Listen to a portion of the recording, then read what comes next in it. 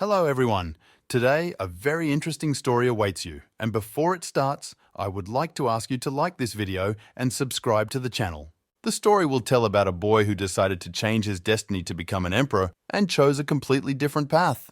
The main thing for him is to finally feel what it is like to be a free person.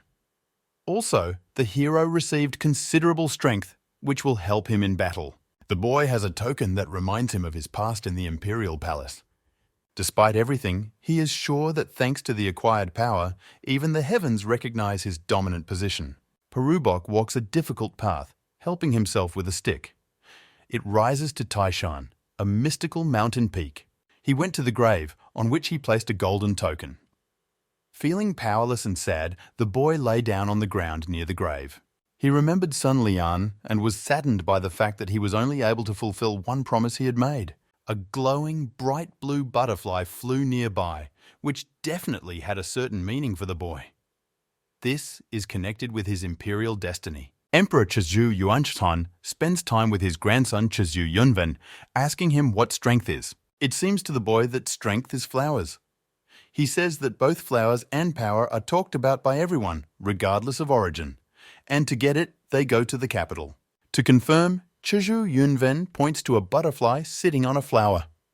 The emperor is pleased with the grandson's intelligence. Just in case, Chezhou Yuanshan emphasized that even the brightest flower can fade, moreover, very quickly. A few years later, the emperor died and Chezhou Yunven was to become the next. There was simply no more suitable heir.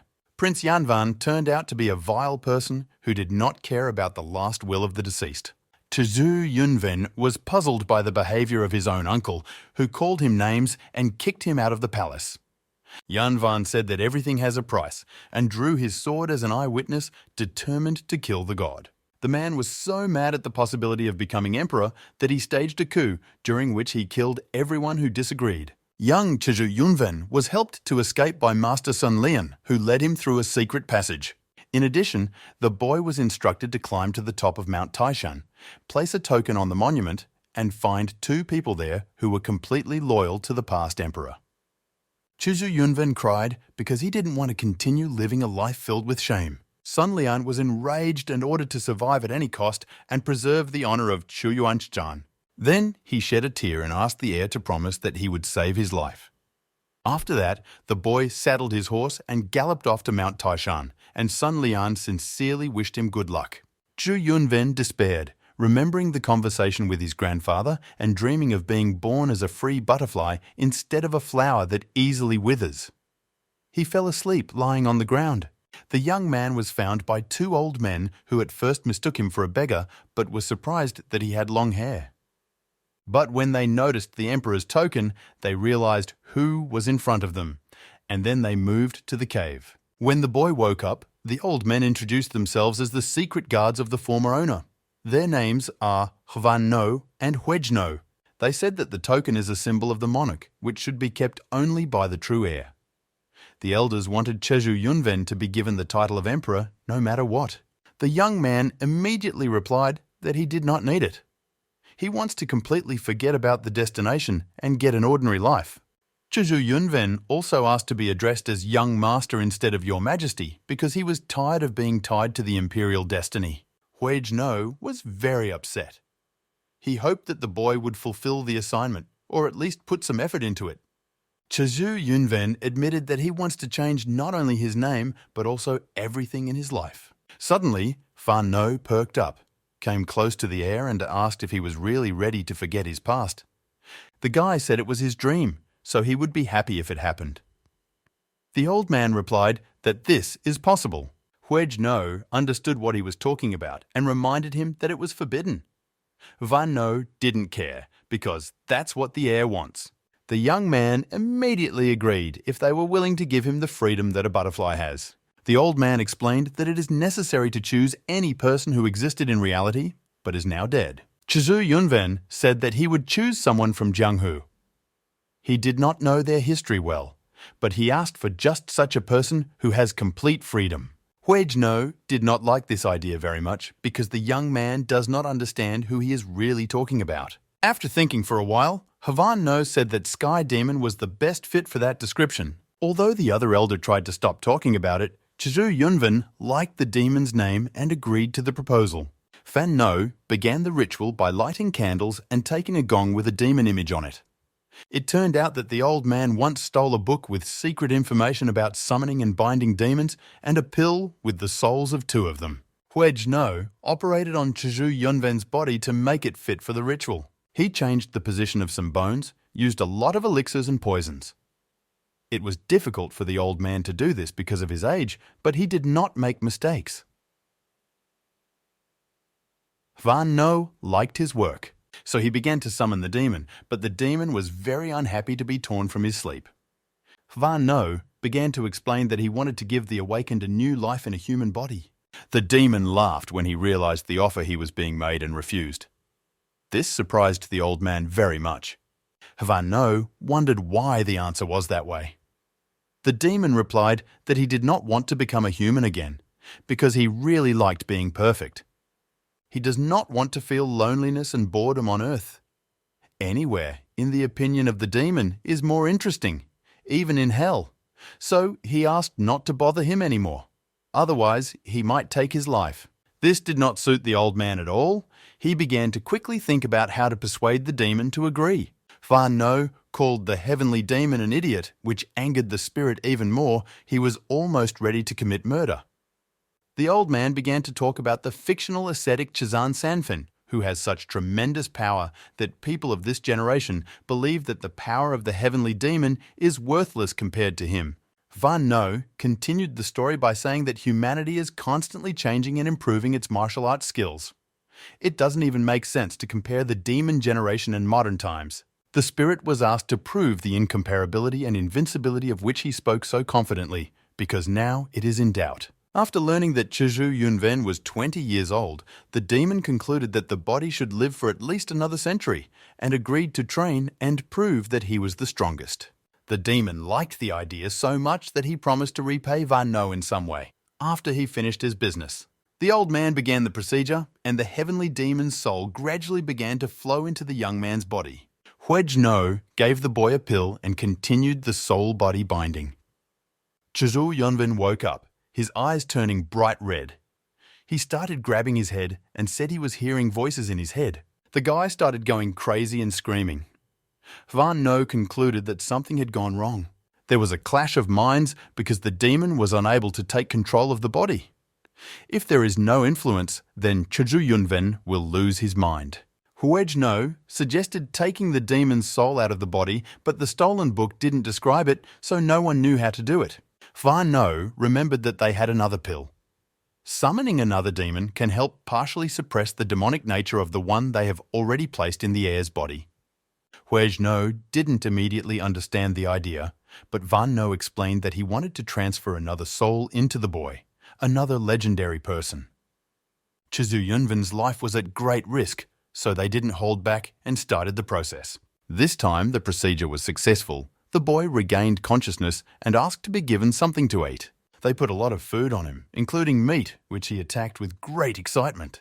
The old men finally breathed a sigh of relief because everything worked out for them. But the heavenly demon did not agree with this, as he was in a very tight place. Another entity in the young man's mind appeared to be a grandfather with a warm light yellow aura. He told the sky demon that he thought he was not good looking because of the rumors. Chizhu Yunven was tired of listening to these conversations. He asked the inhabitants of his body to be silent.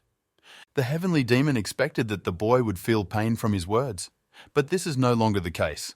Chizhu Yunven says that now everything is different. The head no longer splits, and there is no discomfort at all, except for loud voices.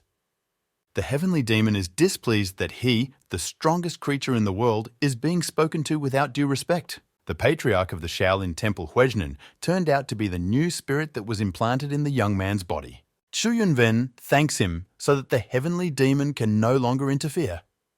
At the same time, he called the spirit a cloud of an old monk. This vulgar phrase did not please the elders. The boy's character changed precisely because 3 personalities coexist in his body at the same time.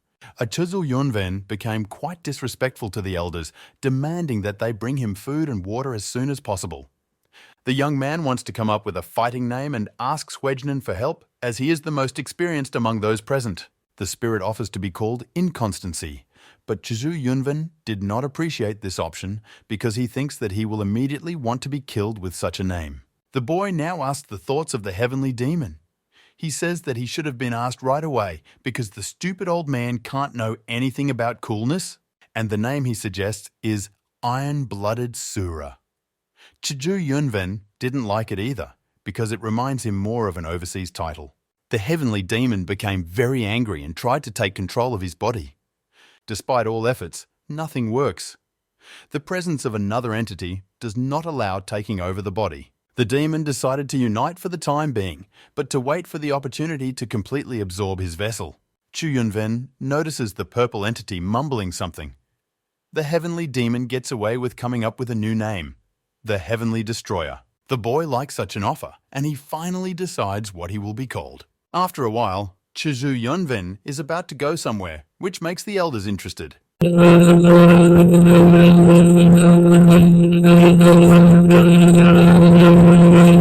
elders thought that Chizhu Yunven would stay for a while and improve his martial arts skills.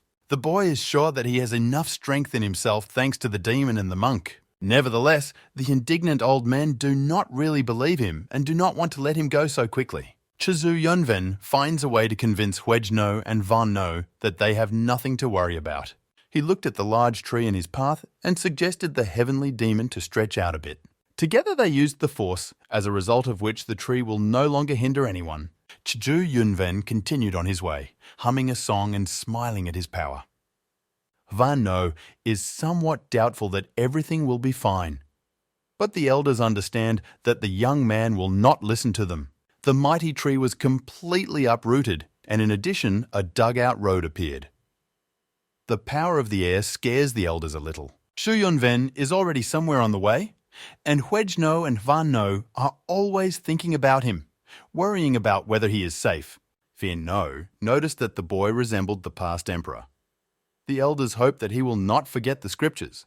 A half-naked, massive man, smeared with blood, stands in the middle of the snowy expanses.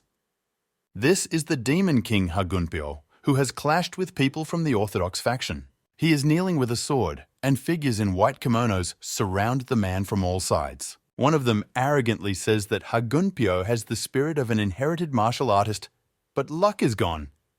He called himself and his people the Northern Blades Association. Hagunpyo admitted that their association dominates the district, but he also considers himself a student of the big school. He threatened that one day he would surely contribute to the death of the leader of the Northern Blades Association. That man was not frightened. He assures Hagunpyo that they have set up a net of heaven and earth to catch all 7 kings, but the opponent does not believe this. The man in the white kimono understood the king's plan. It was to distract the association and promote the liberation of the brothers. But nothing worked out, and Hagunpyo found himself in a not very favorable position. Then, with a smile on his face, he said that the Demon King's brothers were already in the next world. Hagunpyo charged at this news, furious that these people had decided to dry up the family of the demon path. There was a fight with the man who provoked the king. Hagunpyo was hit in the forehead. Members of the association are sure that getting rid of the family is the right thing to do. Hagunpyo believes that Hyokyu Chen, the headmaster of the demonic path, will stop these plans. However, he is told that the master cannot do anything by himself. Besides, now, when the kings are being killed, he has not even intervened. Hagunpyo replies that Hyokyu Chen is not that kind of person, and that the other brothers of the demonic path are sure to get in the way of the Northern Blade Association. The order was given to capture the king, but he demonstrated the art of lightning and gave a worthy repulse to the attackers. The men in white kimonos are surprised that Hagunpyo still has any inner energy left. The Demon King continues to strike even though they blocked his blade with key swords. One of the enemies points out that Hagunpyo is the last of the 7 kings and that today will be the end of their hunt. 3 swordsmen went out to finish off the king. He was offered to surrender so as not to have to waste his strength. They pounced on their victim. The power of the swords was really powerful. However, Hagunpyo was somewhat underestimated as he mastered lightning and delivered another strike. This force was able to counter the swordsman, but the king's position was still deplorable. It was then that Cheju Yunven intervened, who had just watched the clash with interest before that. The boy took away the swordsman's weapons in a moment, which caused an aggressive reaction in them. In addition, he made a cruel joke on them, reminding them that the greatest shame for a master of martial arts is precisely the chosen weapon. One of the swordsmen, Ha-dik Heon, decided to quietly inquire as to what kind of person had prevented the capture of the Demon King. The old man introduced himself as the Heavenly Demon Disciple Heavenly Destroyer, causing the purple entity to giggle in satisfaction and decide that Cheju Yunven wasn't that terrible. He even liked him. The elders told Huejinen about the philosophical and religious scriptures that tormented the demon, and he began quoting them to silence him. The other swordsman grunted disgruntled that there was no point in chatting and getting to know each other. He turned to the young man on his own, showing his anger at their belittling and trickery. He also concluded that the Heavenly Destroyer is also a follower of the demonic path, so he decided that he should be killed and ordered to attack. The swordsmen did not need to repeat.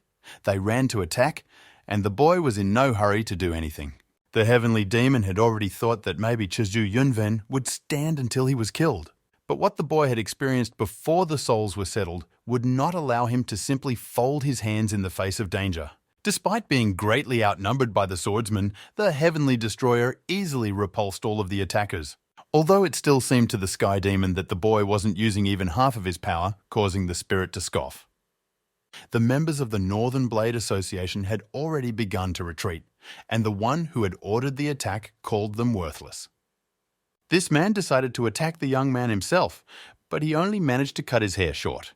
The Heavenly Destroyer happily joked with the attacker, saying that he did not understand the value of the body he had received from his parents. The swordsmen were very angry at what was happening, but they were unable to help themselves. Not a single sword that tried to engage the Heavenly Destroyer was able to reach its goal. It seemed to one of the swordsmen that numerically they still had a great chance to win. So he ordered everyone to unite and attack together. This method gave Sky Destroyer an idea of how else to play with opponents. He brought his knee up and folded his arms across his chest. The Heavenly Demon was surprised that the boy decided to use this rack. A vortex swirled around the boy, and the purple entity was angry at what was happening, because this technique is his symbol. Suddenly, many Sky Destroyer clones appeared around. It was probably impossible to find out who was real. The enraged swordsman shouted at the top of his voice that this trick was worthless against them. However, in practice, the swordsmen became confused and died one by one, falling to the snow-covered ground. Those who still had such an opportunity rushed to run. The Sky Destroyer decided not to catch up with them as it would be too troublesome. The Heavenly Demon would, of course, prefer this particular turn of events to kill everyone.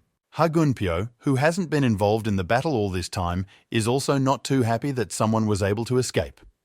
Still, he would like those who killed his brothers to be punished. This did not prevent the Demon King from realizing that a person with extraordinary abilities had appeared in this unbalanced world. Hagunpyo bowed extremely low to the Heavenly Destroyer and asked to take him with him on the road. The boy did not want to do this, called the king a hairy old man, and ran away as quickly as possible. He went to Kafin town, which was lively discussing the latest events, namely that the swordsmen and the Orthodox sect had killed the 6 demon kings. But there was news that created a real commotion among the population. Of course, she was referring to the Heavenly Destroyer. The one who single-handedly killed 528 people from the Northern Blade Association and 127 members of the Orthodox sect was dubbed the New Demon God. People were gossiping about this amazing creature, while Cheju Yunven himself was walking around and eavesdropping on the conversations. Some of the rumors were greatly exaggerated. For example, someone said that the Sky Destroyer can kill with a look. The walk turned out to be quite educational for the boy. He learned that the swordsman had sent a party to investigate and search for him. The Heavenly Demon triumphs. He is very pleased that everyone is talking about them, although this is only the beginning of their coexistence. Shloku Yunven is not so happy about this, because he thinks that this may lead to useless fights. In addition, he decided to somehow disguise himself, because Ha-dik Hyon survived and remembers his face. He also learned about this from the conversations of the townspeople. Huejinen expressed the opinion that it is possible to change people's impression of a young man. Then there would be no need to disguise himself. The guy visited the hotel, where he was met by a cute, smiling girl. He asked her for a bottle of some alcohol and simple snacks. Hadik was incredulous that the hotel employee was staring at him. The girl apologized and admitted that she just really liked his appearance. The alcohol that was brought had a very pungent smell that was very different from what Hadik was used to in the imperial palace. Huejnan was interested in what sensations arise from him, which is what he wanted to know from the heavenly destroyer. He also asked why this drink was different from what the young man drank before. The heir to the emperor said that he had many opportunities to taste alcoholic beverages, but he did not enjoy it. Alcohol always seemed too bitter. The old man heard the opinion that it is diseases of the spirit that spoil the taste. He gave advice not to make stupid mistakes and never kill innocent people, because the guy will definitely pay for it. Huejnan suggested that if the Sky Destroyer avoided unnecessary deaths, he would one day be able to taste the sweet taste of alcohol. At the same time, the heavenly demon shared his life principle: kill or be killed. Huejnan asked the demon not to be crushed because Chizu Yunven had committed too many murders. The boy did not think that the fighting techniques of the demon would be so effective. His strength allowed him to feel the desired freedom. However, if you use the obtained opportunities only for yourself, this will not make him a worthy man. But he can make them look like his uncle. The boy promised Huejnan that he would treat him to alcohol if one day he felt the sweet taste. But he is a monk, so he refused. The demon noticed someone approaching their table and alerted Chizu Yunven about it. Probok suggested that it might be a member of the Union of Northern Blades and prepared his fists. The newcomer turned out to be a young man and introduced himself as Tan Chonvu from the Sichuan clan. He pointed to his group of young men and women and invited them to join them. From their appearance, the Sky Destroyer concluded that they were the same age as him. And due to the fact that their weapons were visible, they could turn out to be masters of martial arts. In order not to be bored and, if lucky, to get some useful information, the boy decided to agree and join this group. The first to introduce himself was a young man with long red hair, Namgun Hyok Ryan, who holds the title of Divine White Dragon Sword. The red-haired guy with broad shoulders is called Fen Chon Hu. His title is Fist of Iron Blood. One of the girls, Namgun Ayon, was glad to meet.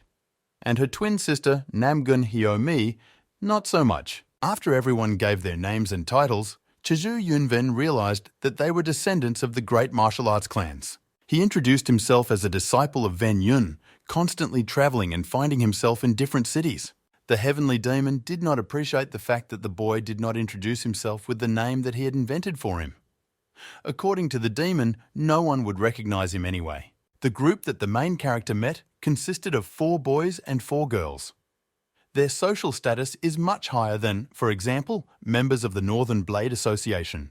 They belong to the 5 Clans League, which has been known for a long time and has a great reputation. The Sky Destroyer asked the group what they were doing in this city, as it was very far from the cities where their league members lived. The heavenly demon was surprised that the boy knew Murim well, but as the future emperor, he needed to learn what and where was on the continent. Fen Chon Hu replied that it wasn't for nothing, but Ven Yun still wouldn't understand.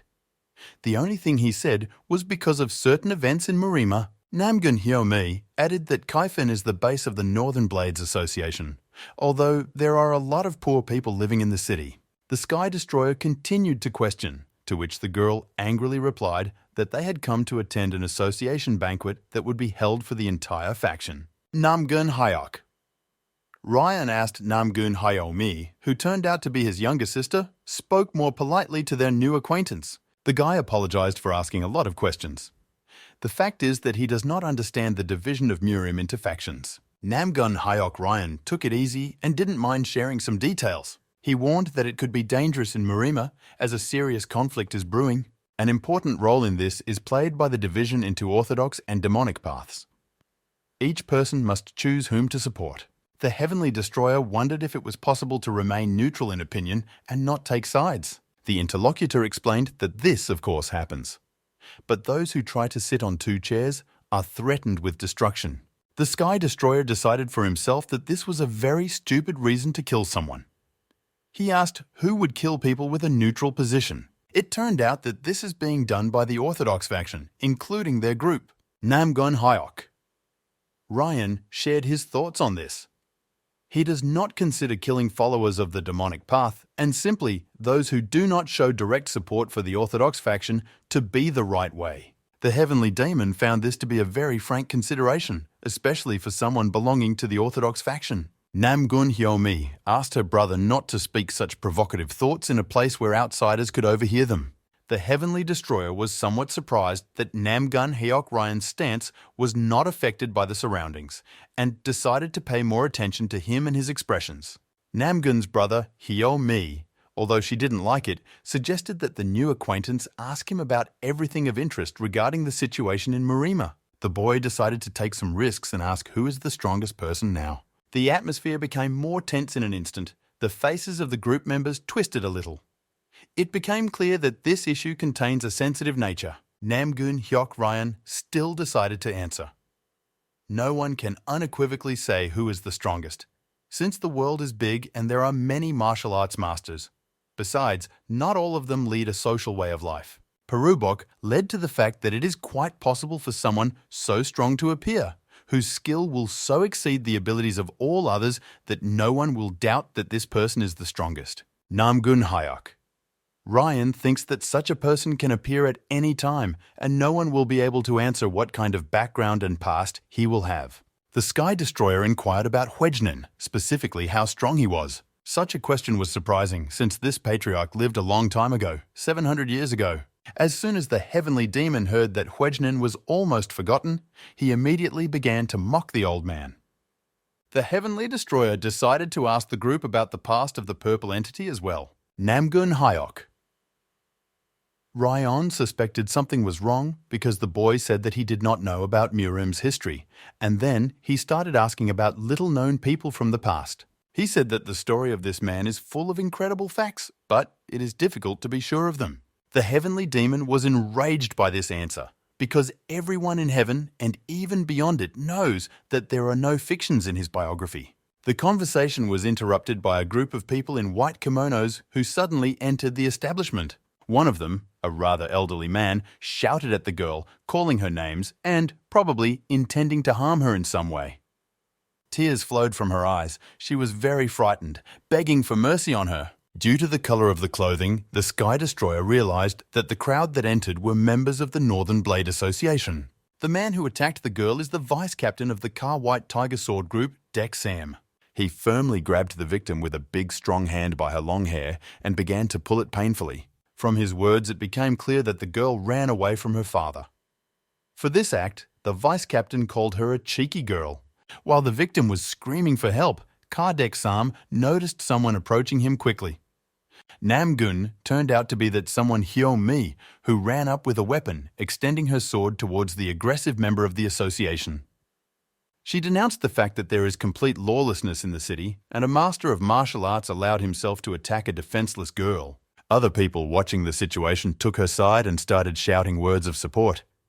Kardec Sam haughtily reported that meddling in the affairs of the Northern Blade Association would not go unpunished. Namgun Hyomi said her name and assured that these threats would definitely not work on her. The vice captain and the people around were very surprised because the girl was the daughter of the Azure Sky Sword Saint. Kardec Sam had already said in a calmer tone that she was breaking the unwritten rules by meddling in another sex affairs. Namgun Hyomi exclaims that she understands perfectly well, but couldn't help but notice the violence happening right under her nose. She got involved because what is happening looks like a kidnapping, and she wants to help it. The vice captain said that the crying girl's name is Sue Chizhu Fen, and her father is the leader of the demonic sect Kaifin. And they hunted her because an order was issued for the arrest of all close relatives of members of demonic sects. Kardec Sam says it's their duty, so they don't interfere with it, or their group will use force against Namgun Hyomi. Namgun Hyok Ryan laughed evilly at this threat, calling the association too arrogant. Here, the entire group of golden youth got up from their seats and came closer, showing that Namgun Hyomi is not alone. Meanwhile, the Heavenly Destroyer has already managed to regret several times that he agreed to meet, because most likely he will have to fight again, which will only increase his popularity. Kardec Sam still tries to resolve the conflict with words, repeating that he and his men are on an official mission. It is clear from his face that the vice captain has an extremely negative attitude towards the group of young people. He asked if Namgun Hyok Ryan was threatening him, to which he scowled and said he wouldn't get anything for it anyway. K-Dek Sam replied that in that case he would have to report the situation. Another man in a white kimono appeared in the establishment. This is Yu Hyon Chon, the captain of another group, the Smiling Sword of Destruction. He said these were small things and they needed to figure it out on their own instead of backing down. The members of the association officially greeted the captain and bowed low to him. The Sky Demon did not like the newcomer's behavior and appearance. He reminded him of chopsticks. Yu Hyon Chon reprimanded Namgun Hyok Ryan for crossing the line. He also asks if the boy is ready for the consequences if the head of the Five Clans League finds out about his behavior. The captain threatened that Namgun Hyok Ryan's reputation could be badly tarnished, which could hinder him when he leads his clan. Worsened because of some demonic sect girl, Fen Chon-hu could not stand these threats and insolence and rudely asked the captain to shut his mouth until they attacked. Yu Hyon Chon recognized him and said that he generally treated the heir of the Namgun clan with respect, while the Fen clan had a different status, and he would not recommend the boy to say anything because trouble was inevitable. After that, the captain turned to his subordinates with an order to surround this place and not to let anyone out. The heavenly demon can no longer contain his rage and offers to impale him with a pike. The Sky Destroyer does not agree to this, as it will be easy to recognize by its fighting style. The demon does not consider this reason serious because you can just kill everyone. Huejinen says that you can use his fighting style this time, then there will be no unwanted consequences. Yu Hyon Chon asked Namgun Hyok Ryan how their group would proceed. The guy asked to leave the girl to them.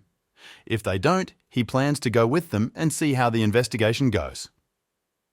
Namgun Hyok Ryan does not consider Suecha Zufen guilty despite her background. The captain laughed at such an answer. His face turned into an animal hide. K-Dek Sam noticed this expression and remembered that the captain always killed someone after it. Still looking crazy, Yu Hyon Chon said that Namgun Hyok Ryan's background didn't help make him smart because he doesn't understand how this world works. In a frenzy, the captain began to take out his weapon from behind his back, saying that he could no longer tolerate a self-righteous boy from a rich family. But he did not use the sword for the duel with Namgun Hyok Ryan. He raised it to poor Sue Chezufen's neck. Namgun Hyok Ryan called him vile words and also expressed doubt that a person with such moral values could be considered a member of the orthodox sect. Yu Hyon Chon let out a fearful smile again, coming up with something vile. He began to cut the girl's kimono near the chest with a sword, having managed to expose it a little. Seeing this, the heavenly destroyer couldn't help but intervene. He flew up to the captain and hit him with a wave of his power. The impact caused Yu Hyon Chon to fall to the floor and ride across it towards the wall. A brother and sister from a respectable clan gasped in amazement that their new acquaintance possessed such abilities. The Sky Destroyer flew into the air, the atmosphere thickening around it and particles of fire flew by. Yu Hyon Chon took a bit of a beating, but it was his honor that suffered the most. Some unknown guy dared to knock him off his feet. He noticed that the attacker was hovering in the air. This greatly surprised the captain, but he did not think that the boy belonged to the League. Then a logical question arises. Who is he and where did he come from? The Heavenly Destroyer ordered the man to let the girl go or he would kill him. The captain asked who he was and why he had intervened. He also noted that he belongs to the Northern Blades Association. The guy hit him again with a power wave and asked him to stop repeating his status and finally let the victim go. Yu Hyon Chon tried to refuse, but the Heavenly Destroyer's powerful hand rested on his stomach and caused pain again. For efficiency, the blows with flashes of light continued to other parts of Yu Hyon Chon's body, namely to the points of blood pressure. The Sky Destroyer smiled and warned that this was not the maximum of his capabilities. But if the captain continues to resist, he will show it. The angry captain opened his mouth and ordered the members of the association to kill the young man. The men in white kimonos obeyed and ran at the Heavenly Destroyer with their swords. The guy decided to use the demon's combat technique again, which worked very successfully last time. His copies appeared, which began to inflict stunning blows on the attackers. The boy laughed at the fact that these people are so superior, but nothing but numbers can overcome a decent competitor. Some of them tried to win at least with a mean backstab. but neither attempt lived up to expectations. The boy was showing superior Shaolin techniques, using his fists to counterattack. Yu Hyeon-chon decided to rejoin the fight and leapt at the Sky Destroyer. With another quick, well-aimed blow of the palm, the boy knocked the captain down. In order not to seem like a strong enough repulsion, he released a shockwave of flame with his hand, throwing the man several meters away from him. Namgun Hyok Ryan recognized this fighting technique. It was called Supreme Unbreakable Palm. All the enemies lay unconscious. A group of young people was surprised to assume that the boy had mastered all 72 Shaolin techniques. Namgun Hyo-mi turned to Shue Chizu-fen and inquired about her condition, offering help in case of need. The Sky Destroyer approached the downed captain and, using the technique of mentally transmitting speech, ordered him to leave here to collect his subordinates. The threat of causing pain that Yu Hyeon-chon had never felt before seemed to finally come true. All the eyewitnesses of the fight were now looking so intently at the winner that he felt embarrassed. The guy, having become angry, offered to clean the hall because of these events, he began to look not at all presentable. After putting things in order, everyone gathered at one table to finally eat. Even Yu Hyeon-chon sat with them. The Sky Destroyer explained with a smile that he invited the captain to join in order to settle the conflict a bit. Fen Chon-hu made a complaint about the guy defrauding their company and now acting like nothing happened and joking around. Namgun Hyo-mi echoed his words in conversation. The girl was worried that the boy pretended to be a novice and then defeated a bunch of trained fighters. And her sister Namgun Ayeon began to like the guy even more because of this. The Sky Destroyer apologized and explained that he had reasons to hide his identity. He asks not to learn the details, but the boy assures that he was not lying about everything. He really found himself in Marima for the first time. The hero of the day once again apologizes and hopes that no one will hold a grudge against him. He also allows you to ask him several questions that are of most interest to the company and do not concern the young man's past. Namgun Hyok Ryan does not want to quarrel and spoil the relationship with a new acquaintance, but asks to tell more about the circumstances that do not allow revealing the true origin so that there is no feeling of betrayal. The Heavenly Destroyer resurfaced again, but said that he would no longer hide why he possessed such power. He revealed that he had inherited the mantras from Hwaejinin to the general astonishment of the table. The heavenly demon remarked that the boy was good at making up nonsense, but the second spirit said that the boy's words were partially true. Namgun Hyo-mi found it hard to believe because this patriarch lived a long time ago, and a person from today would not be able to inherit anything from him. The girl not quite seriously asked if the boy had become immortal from the mantras.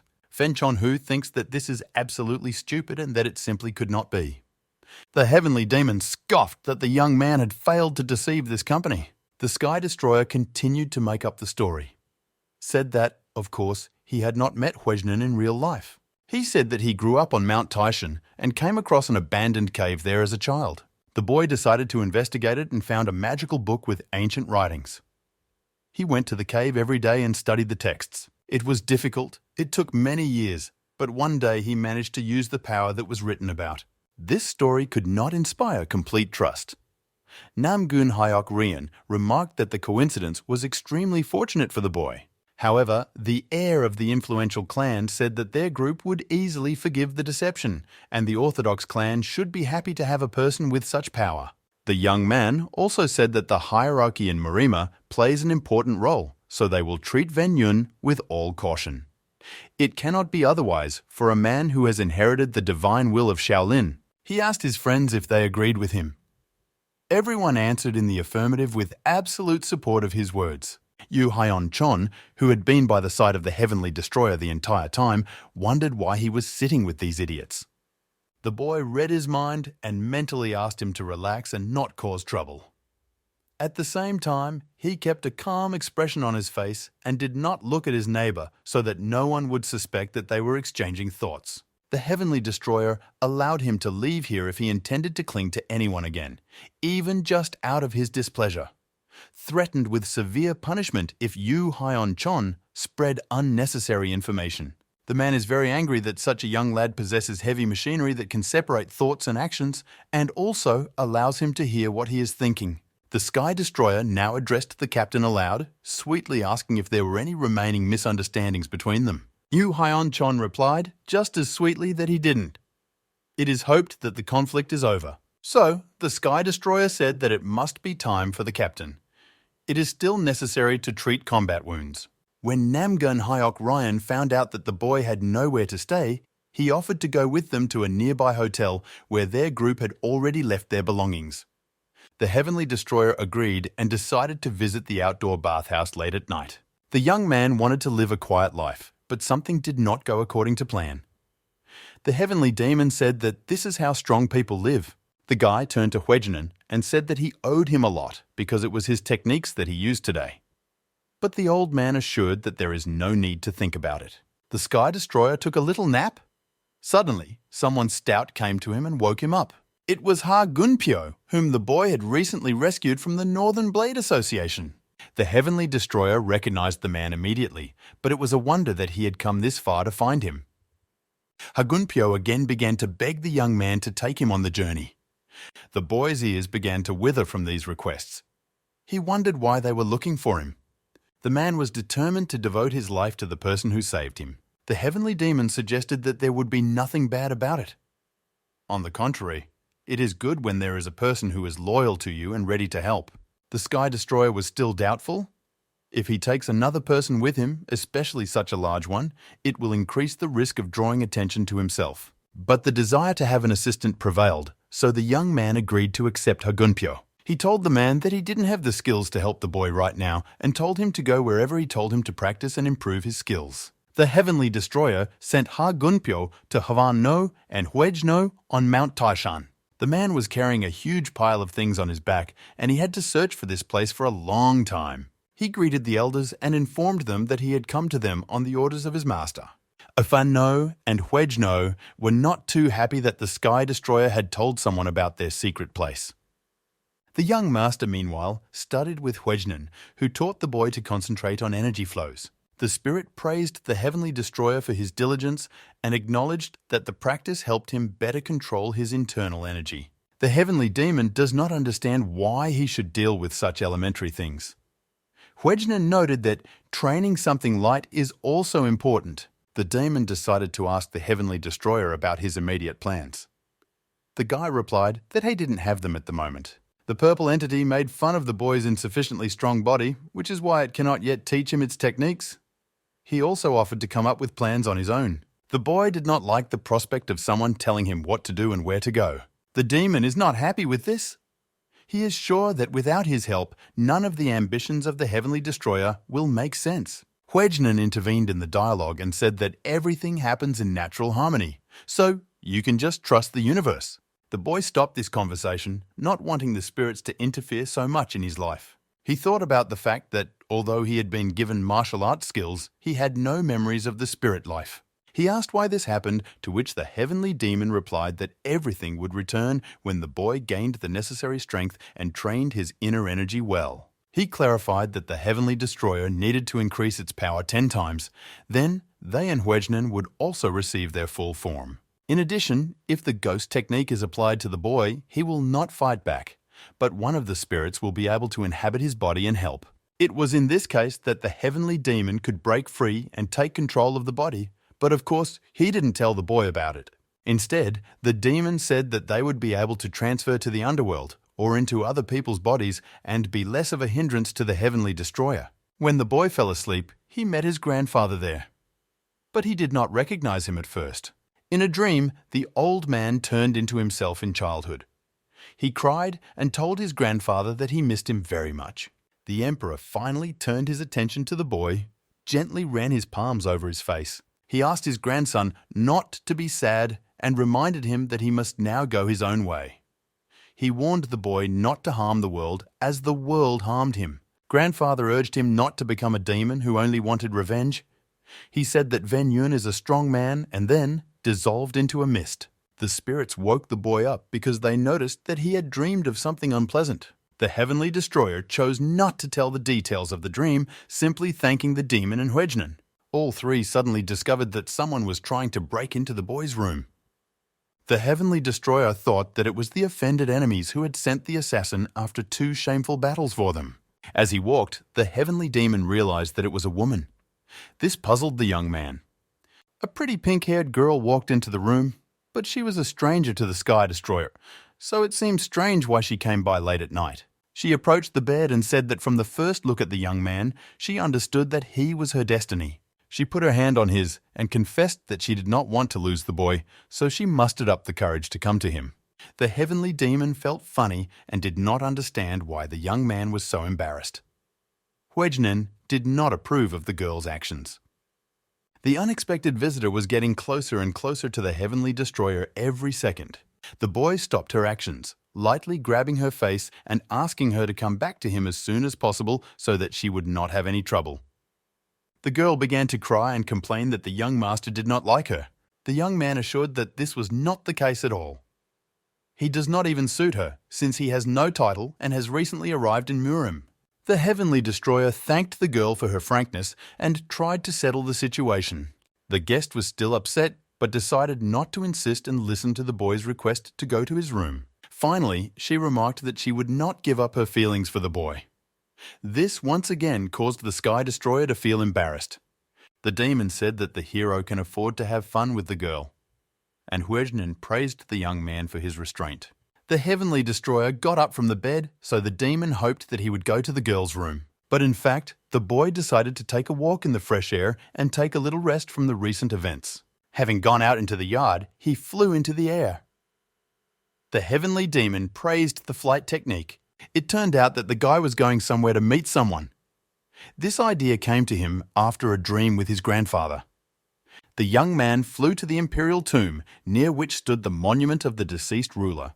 He went here to meet the vagrants whose headquarters were not far away, as the old men told him. There was no need to search for anyone. Several people had already surrounded the heavenly destroyer and put 2 knives to his neck. The elders said that the status of a vagabond can be determined by the number of knots on his belt. The guy saw that one of them had 2. This meant that he was a novice. The blindfolded vagabond asked who he was and for what purpose he had come. The young man introduced himself as Ven Yun and asked to arrange a meeting with Pun Chonho, the leader of the group. When the vagrants heard who came to them, they jumped a couple of meters away from the boy. The man with the bandage called the young man the Heavenly Jade Warrior. But this was the first time Ven Yun had heard such a nickname. The vagrants clarified whether it was he who arranged a fight with the Northern Blades Association the previous day. The boy was convinced of the truthfulness of the elders' words, that these robbers know about everything that happens in the city. The robbers led the heavenly destroyer to the reception hall of some building. Another man approached the young man and apologized for being rude during the meeting. Ven Yun replied that he was not offended, but noticed about himself that this vagabond had 3 knots on his belt. That meant he was quite capable. The man wanted to know why the boy wanted to meet with the leader of their group. The Sky Destroyer took out a golden token from behind his kimono and asked Pun to show it Chonho. Then he should understand the purpose of the meeting. The robber wanted to leave already, but the young man stopped him by asking why he was immediately listened to and fulfilled his request. The man said that their group was hostile to the association, so they would be happy to help the person who defeated and disgraced them. He added that, although he did not know how their leader could help the young master, they were wondering what the boy's goal was. The man bowed and assured that their help would not require any debt from Ven Yun at all. Having examined the headquarters of the tramps, the boy realized that they cannot be underestimated because the room was well furnished, which resonated with the appearance of the men. He decided not to treat them arrogantly and not to perceive them as ordinary scum. Suddenly, a grey-haired man surrounded by clouds of dust appeared near the table where the heavenly destroyer was sitting. There were many knots on his belt and he held an imperial token in his hand. After clarifying that it was this boy who brought the golden badge, the old man bowed to him and said that it was a great honor for him to meet the emperor. Still not raising his head, he apologized for being unfaithful to Ven Yun. The man turned out to be the leader of the pack. He promised to sacrifice his life if the fate of the new emperor was at stake. The boy realized the words of his grandfather from a dream, when he assured that his grandson would no longer be a recluse, and thought that a deceased relative wanted to direct him to this group of vagabonds. Pun Chonho asked how Van No and Huejno were living now, but the young man had long since left them, so he could not give an answer. The man remarked that he could be spoken to informally, but Ven Yun replied that he would be uncomfortable doing so, especially since he was no longer the emperor. Pun Chonho revealed that although almost no one in the city knew who the emperor's heir was, they could quickly find warriors who could help restore the boy to power. To such an offer, the young man said that he was not interested in it. In addition, he does not want to arrange a slaughter between potential heirs. When the old man asked the boy about his plans, the Sky Destroyer introduced him to the idea of becoming the Murim Emperor. The young man imagined that the sects of the city would not be able to fight back if they gathered a large and strong army. He wanted to organize a bloody revolution, first subordinating the most promising fighting organizations of the city. Pun Chonho said that the vagabonds are in no way connected with the orthodox sects. They maintained neutrality in order not to lose their independence. The old man guarantees that all vagabonds will obey him if necessary, even though they live in different parts of Murim. He promised that his men would fulfill any wish of the young emperor, no matter what it cost them. After these words, Ven Yun realized how good his grandfather was at finding loyal subjects. Even for what might seem like a stupid idea of a teenager, Pun Chonho agreed without question. The guy said that he didn't need these sacrifices because it was really just a joke. The old man was afraid that he had offended the young man in some way, but he assured him that it was not so. On the contrary, the words of the leader of the tramps gave him confidence. The guy said that he doesn't need help yet, but if he ever does, he will definitely contact them. Pun Chonho had heard that Ven Yun possessed ancient Shaolin techniques and decided to find out how he learned them. The guy said that it would take a long time to explain, so he asked the Number Brothers about it. He inquired whether the old man would come to the feast of the Orthodox sect. The man replied that he had not planned, only his students were supposed to go. But if Ven Yun leaves, he will also look. The young man wanted to say goodbye already, but Pun Chonho stopped him, offering to show him something. The old man touched the stone wall in a certain place, after which it moved. A secret passage opened to a large room with blades. They were everywhere, both hanging on the walls and hanging from the ceiling. Even the heavenly demon was fascinated by their number. The old man explained that these weapons have been stored here since the ancient Han dynasty. Pun Chonho led the boy to a corner that housed two swords that stood out greatly from the others. It turned out that these swords had once been inherited by Ven Yun's grandfather, and the vagrant leader had kept them to pass on to the next emperor when the time came. The spirits began to discuss swords.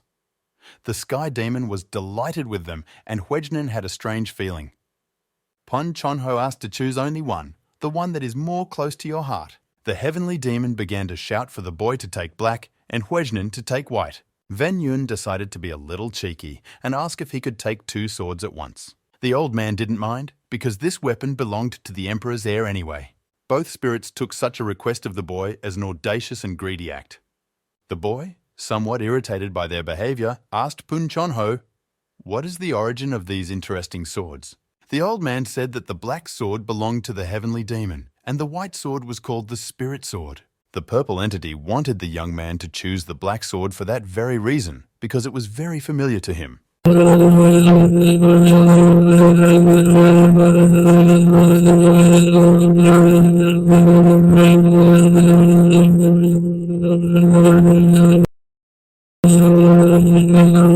With new equipment, the boy returned to the hotel to new acquaintances who immediately asked where he had been. The boy answered that he went for a walk, but the questions did not end because the company noticed the swords. The heavenly destroyer didn't want to tell the truth, so he said that he came across them by accident and they were worth almost nothing. Namgun Hyomi didn't believe it at all. She thought the blades were rare and valuable. Fen Chonhu shouted to Namgun Hyok Ryan that it was time for them to go to the banquet so as not to be late. Namgun Hyok Ryan invited Ven Yun to go with them and told him that a famous Qigong master was coming to the event. So they all headed to the banquet as a group. It turned out that everyone already knows that Ven Yun was given the surname of the Heavenly Jade Dragon, Namgun Hyok.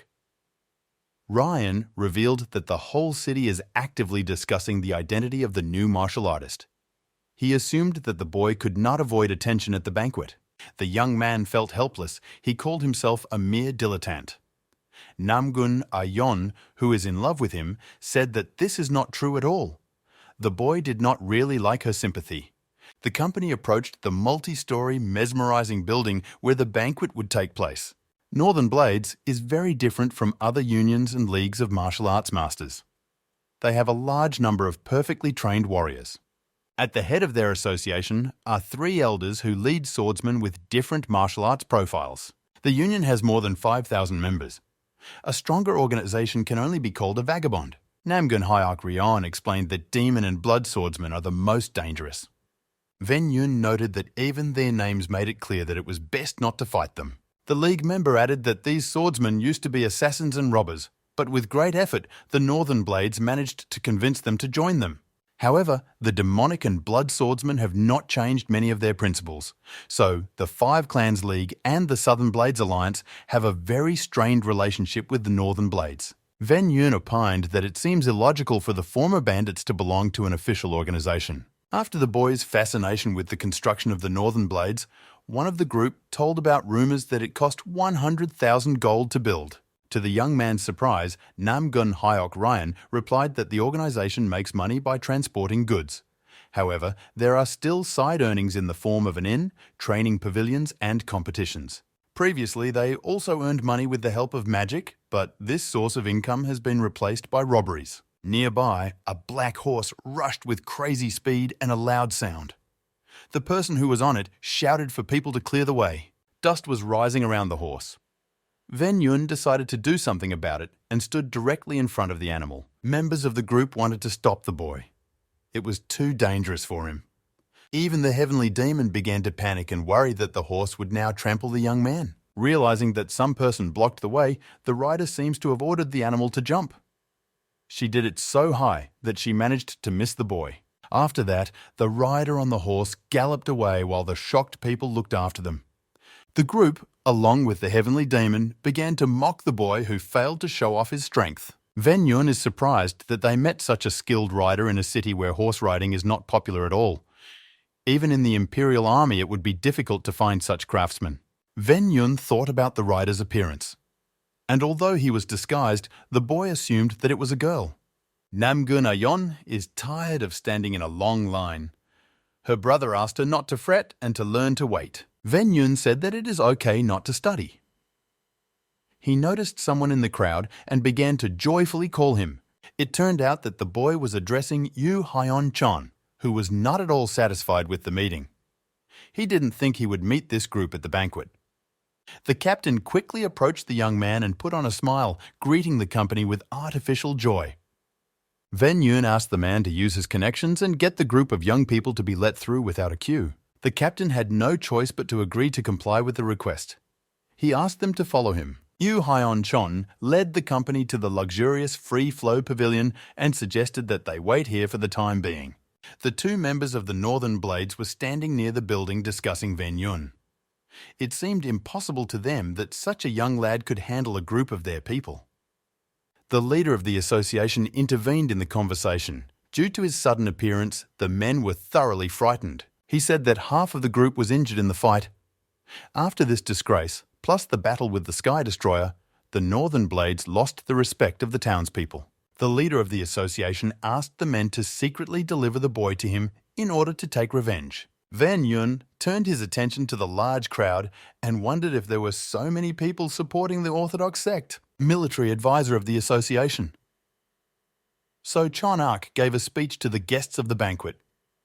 He said that there were good reasons for holding this event. Their immediate goal is to destroy anyone who might threaten the well-being of the Northern Blades. For this, they seek to attract young, talented soldiers. The advisor suggested attacking the demonic sect in the near future until they gained strength. Ven Yun understood that the Orthodox had organized such a large-scale event to convert people from different sects to their side. Judging by the supportive shouts of the guests, they were successful. Namgun Hyok Ryan explained to the boy that this performance is just a formality. Many sects already support the Northern Blades. No one will dare to express dissatisfaction, but the behavior of the main Orthodox sects is still difficult to predict. The counselor asked the soldiers to think seriously about his words. The audience in the hall began to react violently, cheering at the idea of destroying the followers of the demonic path. The heavenly demon noticed that it was more like a performance. The people who shout the loudest belong to the Northern Blades and incite others. An old man in a red and yellow kimono appeared on the stage to the advisor. The men bowed to each other. Ven Yun noticed that the mood of the crowd had changed dramatically. People stopped shouting. Namgun Hyok Ryon explained to the boy that the old man's name was Chigon and he is the abbot of Shaolin. The heavenly demon remarked that it was Huejnan's colleague. Ven Yun thought about the fact that if the old man is a Shaolin abbot, his views must be radically different from the orthodox. Chigon began to speak to the people. He carefully listened to the advisor's speech but did not agree with his opinion. The elder expressed confidence that the Northern Blade Association was fully committed to Murim, but their ideas were foolish. The abbot believes that it is impossible to destroy the sects of the demonic path. It will harm the balance and spoil the peace in the city. Even when the power belonged to the heavenly demon and there were difficult times, no one tried to destroy the adepts of the demonic path. It was thanks to patience that peace came and continued for a long time. Chigon expressed his hope that such intelligent warriors as members of the Northern Blade Association would not make a mistake. The old man ended his speech by expressing an open protest against the advisor's proposal. Namgun Hyok Ryan was shocked that the abbot was not afraid to express his views publicly. Huejnan was proud that Shaolin was still unbreakable. The heavenly demon also advised, but in his own way. Ven Yun mentally asked the demon if he was really once the leader of all of Murim. The entity started showing off that it had a bunch of followers. Even now, he is well remembered. The demon offered to introduce the young man to his followers. He was referring to the heavenly demon school. Ven Yun called the demon an idiot because that school no longer exists, and all those who came from it are dead. Namgun Hyok Ryan didn't think that anyone other than the Five Clans League would express the opposition of the association. But now there is a chance that Southern Blades will also support the abbot. Ven Yun suggested that since the relationship between the event organizer sect and the Southern Blades was sorted, this could indeed happen. The boy asked what would happen then. Namgon Hyok Ryon explained that in that case, the clan leaders would hold a meeting. The decision may be influenced by the fact that 3 of the 4 largest sects do not want to destroy the followers of the demonic path. The leader of one of the clans of the Fen League, Ho Yu, confirmed the words of Namgun Hyok Ryan, not supporting the Northern Blades proposal. It remains to hear the opinion of Southern Blades. If they agreed with the other sects that expressed their disagreement, the attack on the members of the demonic sects would be considered unwarranted. If it happens under such conditions, the Northern Blades may completely lose their influence in Murima. Suku was invited to speak Ryan Jin, the elder of Southern Blades. He expressed his disapproval of the proposal of So Chon Ak. In fact, he and the advisor agreed that the Southern Blades would support the Northern Blades. Ku Ryan Jin added that he said his opinion, but it differs from the views of his union.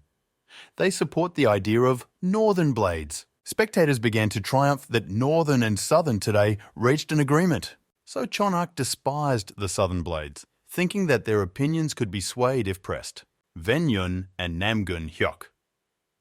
Ryan wondered how it could be that the elder was against and the union itself supported the idea of association. Namgun Hyok Ryan said that he couldn't imagine how the Southern Blades could do this after the past speeches from other sects. Namgun Hyome noticed that while So Chonak stands with a wicked smile, Ku Ryan Jin looks very upset. A group of young people was already walking back to the hotel. Ven Yun and Namgun Hyok Ryan continued to talk about what happened at the banquet. A guest of the city asked a member of the league whether everything would end there. Ven Yun kept wondering how the Southern Blade Alliance could agree to the proposal of an association with which it was at enmity, especially when their choice weighed so much. Namgun Hyok Ryon laughed at the young man's words, replying that not everything is so simple in Murima. The demon also started laughing at the Sky Destroyer, calling him naive. The spirit thought that the boy was beginning to understand that there were strong and weak. The former win and the latter die. The demon decided to make the heavenly destroyer the heir of his school, passing on his own knowledge to him. The purple spirit began to laugh evilly, so Huejnan assumed that he had some ungodly thoughts again. Ven Yun observed that the opinions of the strongest organizations were equally divided. He asked what they were going to do about it. Namgun Hyok. Ryon said that the voting will take place in the evening. Everything will depend on his results. 3 men in white kimonos approached the company.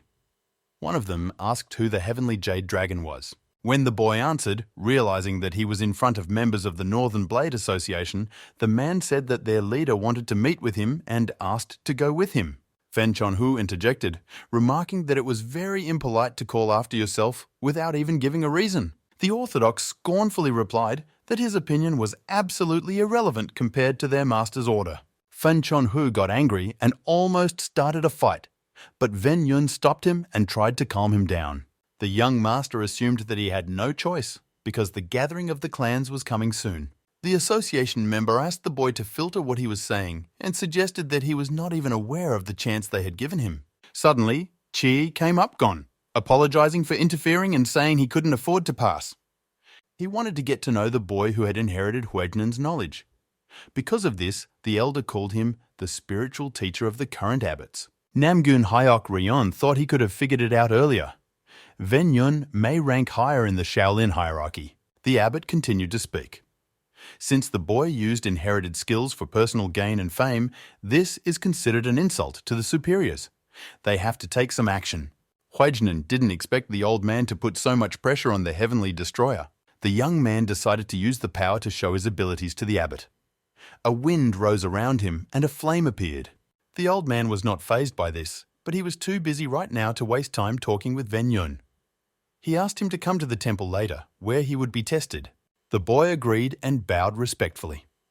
Chigon did the same in response and left on business. The members of the Northern Blade Association who were watching the conversation were shocked that the boy could attain the highest status among the Shaolin abbots. Thanks to the old man, the company managed to avoid a conflict with those men. They continued their way to the hotel. Namgun Hyok. Ryan asked not to underestimate the leader of the Northern Blades and to be careful. Ven Yun reflected on the fact that there are many people in power with questionable moral principles, but it all depends on how they are perceived. Therefore, the boy did not hate his uncle. He compared his actions to a law of nature where the strong kill the weak. Ven Yun was weak then, so Yan Van took his place. The young man understood that his uncle was not stupid and not too cruel, otherwise he would not have lasted long on the throne. Inside, the boy lived three personalities: the young emperor, the destroyer of heaven, and the heavenly jade dragon. They existed in harmony, had the same influence. In Murima, on the contrary, practically anarchy reigned, with which something had to be done, otherwise there could be many victims.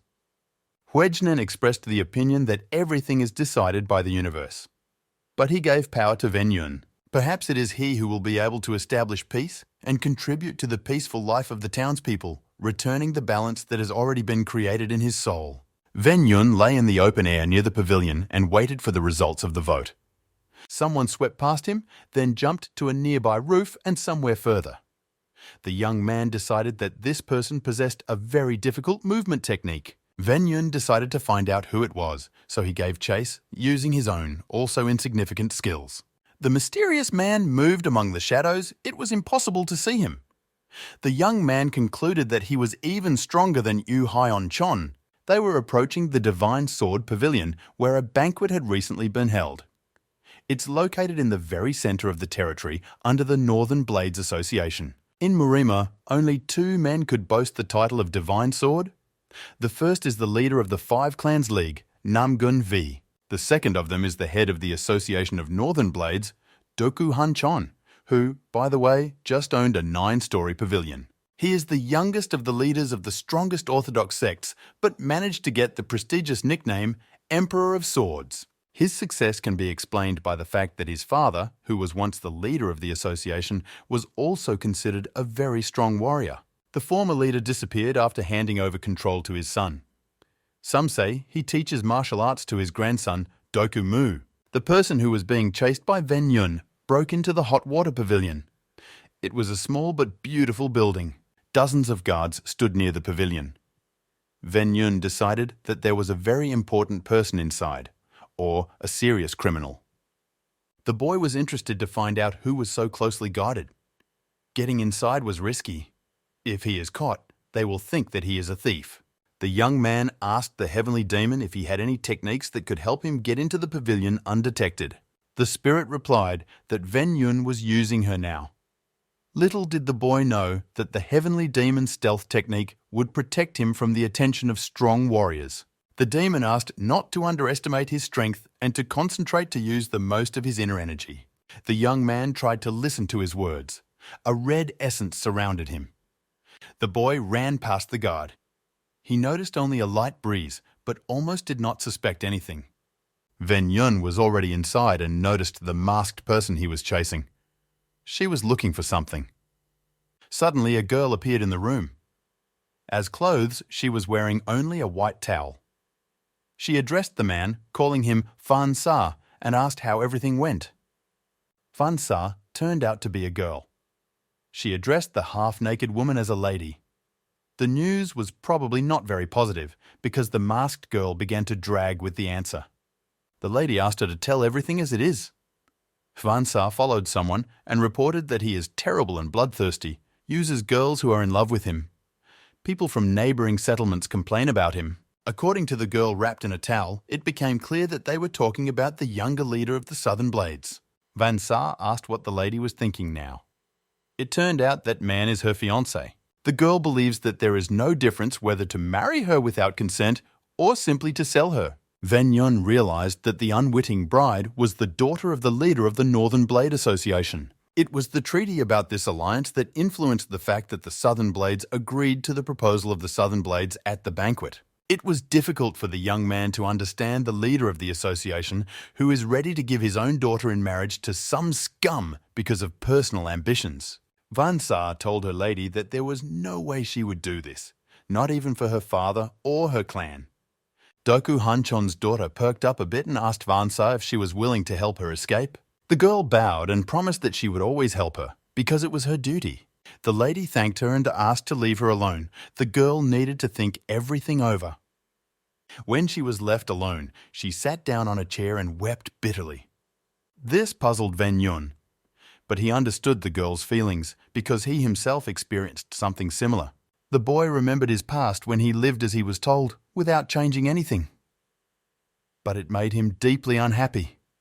He often cried, but the boy was helped by his grandfather's friends, the old men from Mount Taishan, who pulled him out of his depression. Ven Yun wondered what he could do to help the girl, since he had the necessary experience to do so. Meanwhile, she was sad that her older brother was not around now. The young man dared to show himself to her and slowly approached the girl in order to calm her down. The lady started shouting and asking who he was. Ven Yun used one of his techniques. As a result, the girl's lips closed. She was temporarily unable to speak.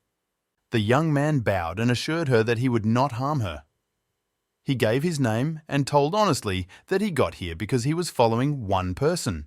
Ven Yun said that although he happened to be here and overheard the conversation, he now wanted to help. He promised to restore the girl's ability to speak on the condition that she does not scream. So the young man removed the spell from her, after which she immediately gave him a resounding slap. The girl wanted to hit the stranger again, but he managed to dodge this time. She was angry with Ven Yun. He apologized and tried to convince that he did not mean to do anything bad. The guy reported that the belt on the girl's dressing gown came undone, because of which he exposed her a little. The lady turned away to adjust her appearance. Through her back, she asked how Ven Yun was going to help her. The guy could not give a concrete answer to this, so he asked what the girl herself would like. He guaranteed that he could fulfill any request. The girl doubted that someone was ready to help a stranger. She thought that he could not be an ordinary robber, otherwise he would not have been able to get into the pavilion. But it was difficult for her to trust so easily. The girl began to laugh because she dreamed a few minutes ago that something would appear that would help her situation. But she could not even hope that a guy would come to her and promise to save her. First, we need to somehow check whether Ven Yun really has the intentions he says. She called herself Doku Solon, bowed to the young man, and promised that she would be grateful to him for the rest of her life if he managed to get her out of the territory controlled by the Northern Blades Association. The guy offered to leave immediately and asked the girl to change into something more comfortable for the road. Doku Solon still had some business, so they agreed to meet in a day. At the same time, Nam Gunayon visited Ven Yun's room in the hotel, but did not find him there. She looked elsewhere, but she couldn't find a boyfriend anywhere. The girl ran to her elder brother and told him that Ven Yun had disappeared somewhere. Namgon Hyok. Ryan was angry that he didn't notice it himself. He thought that the young man might have been abducted by the Northern Blades because they just don't back down. The boy informed his group that Ven Yun might be in danger right now. Besides, he hastened to tell the leader of the Five Clans League, Namgun Hui. The news has already reached Chigon. He expected the Northern Blades to act openly and kidnap the boy, but the old man is sure that no one from the association will be able to harm the heir to Huejnan's powers. When asked by subordinate, Chigon replied that there was no point in reacting in any way yet. Pun approached them Chonho. Tramp King quickly entered and asked to be told everything that was currently known. The leader of the Northern Blades, Doku Han-chon, who along with several accomplices was already in the hotel with the members of the Five Clans League, was very surprised that Pun Chonho reported to the city. Tramp King and the former head of the association were good friends. After the sleeping dragon disappeared, Pun Chonho did not go out to people. So Chonak, the counselor of the association, did not think it strange that the tramp walked in without greeting anyone. We can say that he had the right to this because he was one of the oldest warriors of Murim. Doku Hanchon said that members of the association are now actively searching the area of the city. Pun Chonho made a claim that the area is small. It is not difficult to find one person if you make an effort. The tramp threatened that if the boy was not found, he would lead all his warriors to attack the Northern Blades. Doku Hanchon wondered what Chigon, unlike the others, was very calm and peacefully sipping tea. He thought that the relationship with the Shaolin monks might deteriorate even further if he did not find the boy who inherited the powers of the old abbot. And the behavior of the elder of the Southern Blades, Ku Ryan Jin, seemed too superior to the leader of the association. Ven Yun had already left the hot water pavilion and was leisurely heading to the hotel. The Sky Daemon is displeased that the boy would actually help a stranger. The spirit could justify such intentions only with love. The demon suspects Doku Solan because she easily agreed to help from a boy whom she saw for the first time. Ven Yun said that she had few options to save him, so he didn't think she had tricked him. The heavenly demon became even more angry and shouted for the young man to forget about that girl. But Ven Yun didn't care about his words. The spirit was angry that it wanted to help the boy become a famous warrior and conquer the whole world, and instead of thanking him, he was doing something stupid. Ven Yun noticed members of the Northern Blade Association hustling and rushing somewhere. He asked one of them what was going on. The man told the young man that they were looking for one important person who might have been kidnapped. For this, the leaders of the strongest organizations were gathered. The boy's face twisted when he was told that this person was called the Jade Dragon, Doku Hanchon and Namgun. The HVI began to quarrel over the fact that the Northern Blades still had not found the young man. The leader of the Five Clans League was sure that the association was involved in the disappearance because he was kidnapped on their territory, and before that, he and the young man had conflicts. Many were on edge. Pun Chonho couldn't stand it and suggested a fight instead of a fight. The tense situation was saved by Ven Yun, who innocently inquired what had happened. Vagabond King was overjoyed to see him and bowed at his feet, perplexing the young man. At the same time, Pun Chonho called him the young emperor, which alarmed the leaders of the most powerful organizations. Doku Hanchon to accept that one of Murima's most respected men had knelt before this young man. Ven Yun whispered to the old man to fix the situation and let no one know that the boy was from the imperial family. Pun Chonho began to joke that he was so happy that the young man had returned alive and unharmed that he accidentally called him the young emperor while addressing the boy as a young master. Ven Yun said that everyone could say something wrong by mistake. It's just that the Tramp King treats him well. Those who watched this scene somewhat doubted that Pun Chonho could talk so strangely.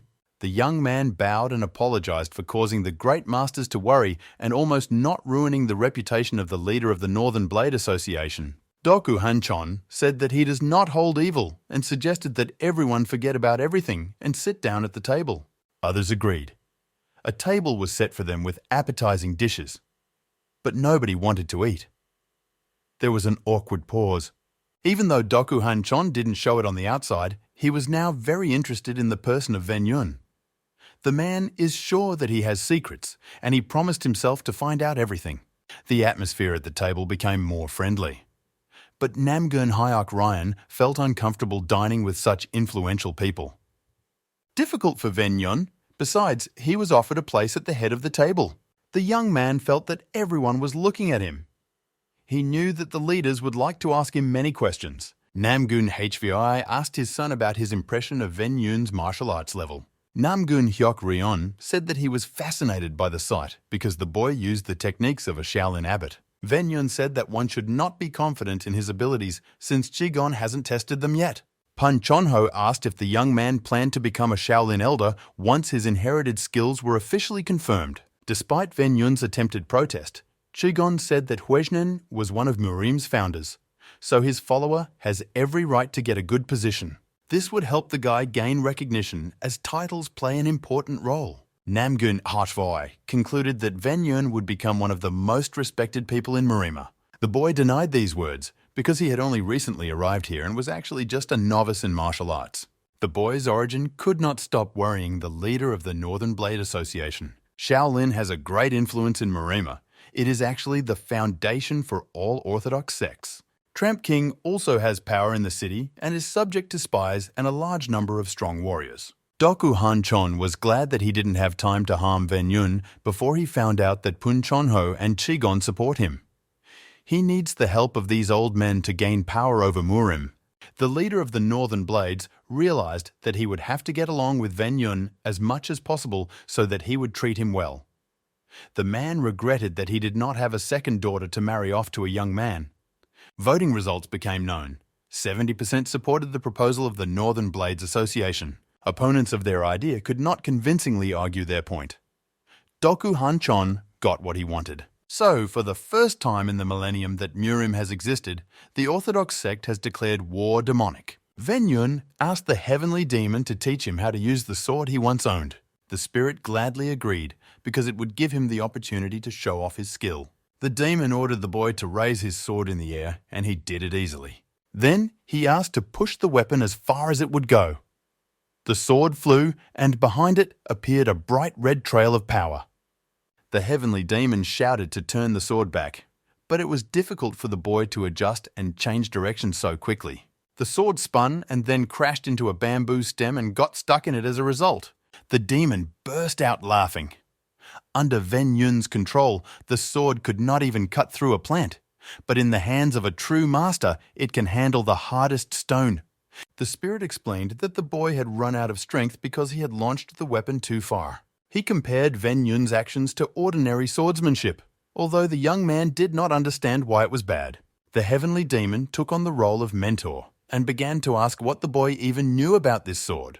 The spirit explained that the power of the sword was directly related to the inner energy of the wielder. When the inner strength becomes greater, it will become easy. Ven Yun opined that this system was too complicated, not understanding why the power of the sword was connected to the inner energy. The heavenly demon said that it was not difficult, you just need to gradually master the weapon. The guy tried to strike at an easy level and there were no problems.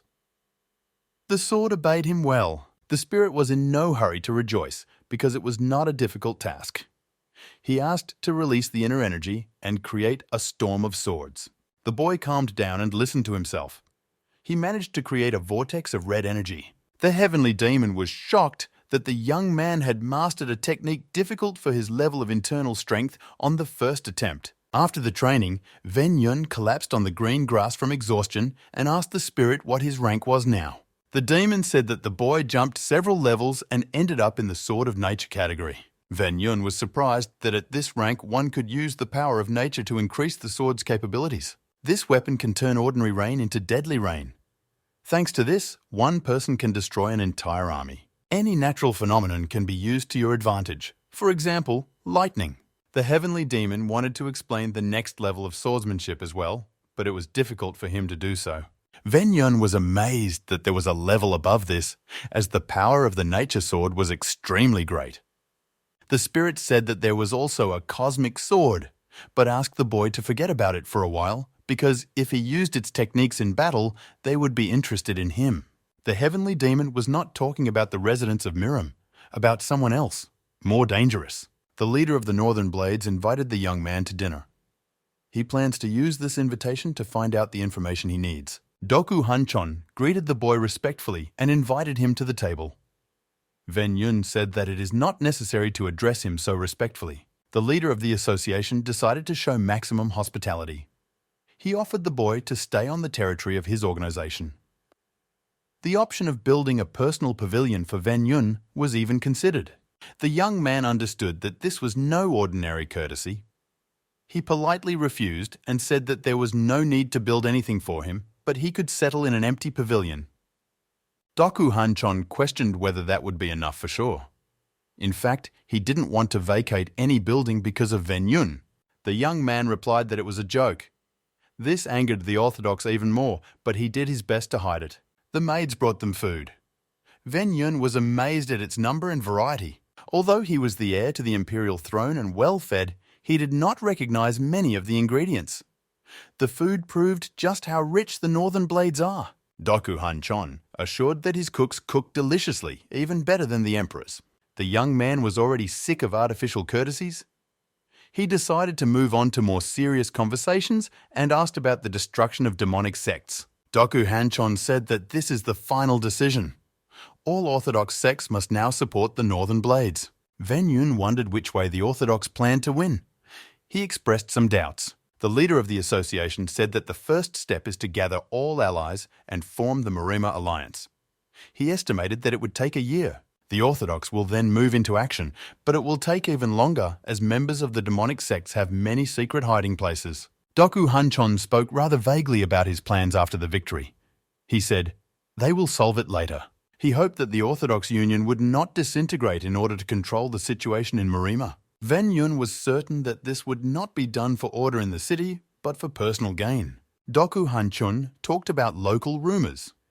It was as if a person who possessed the techniques of a heavenly demon had appeared. Ven Yun and the purple entity were puzzled that people were already gossiping about this. Doku Hanchon said that there are many speculations about the heavenly demon, but there is almost no evidence.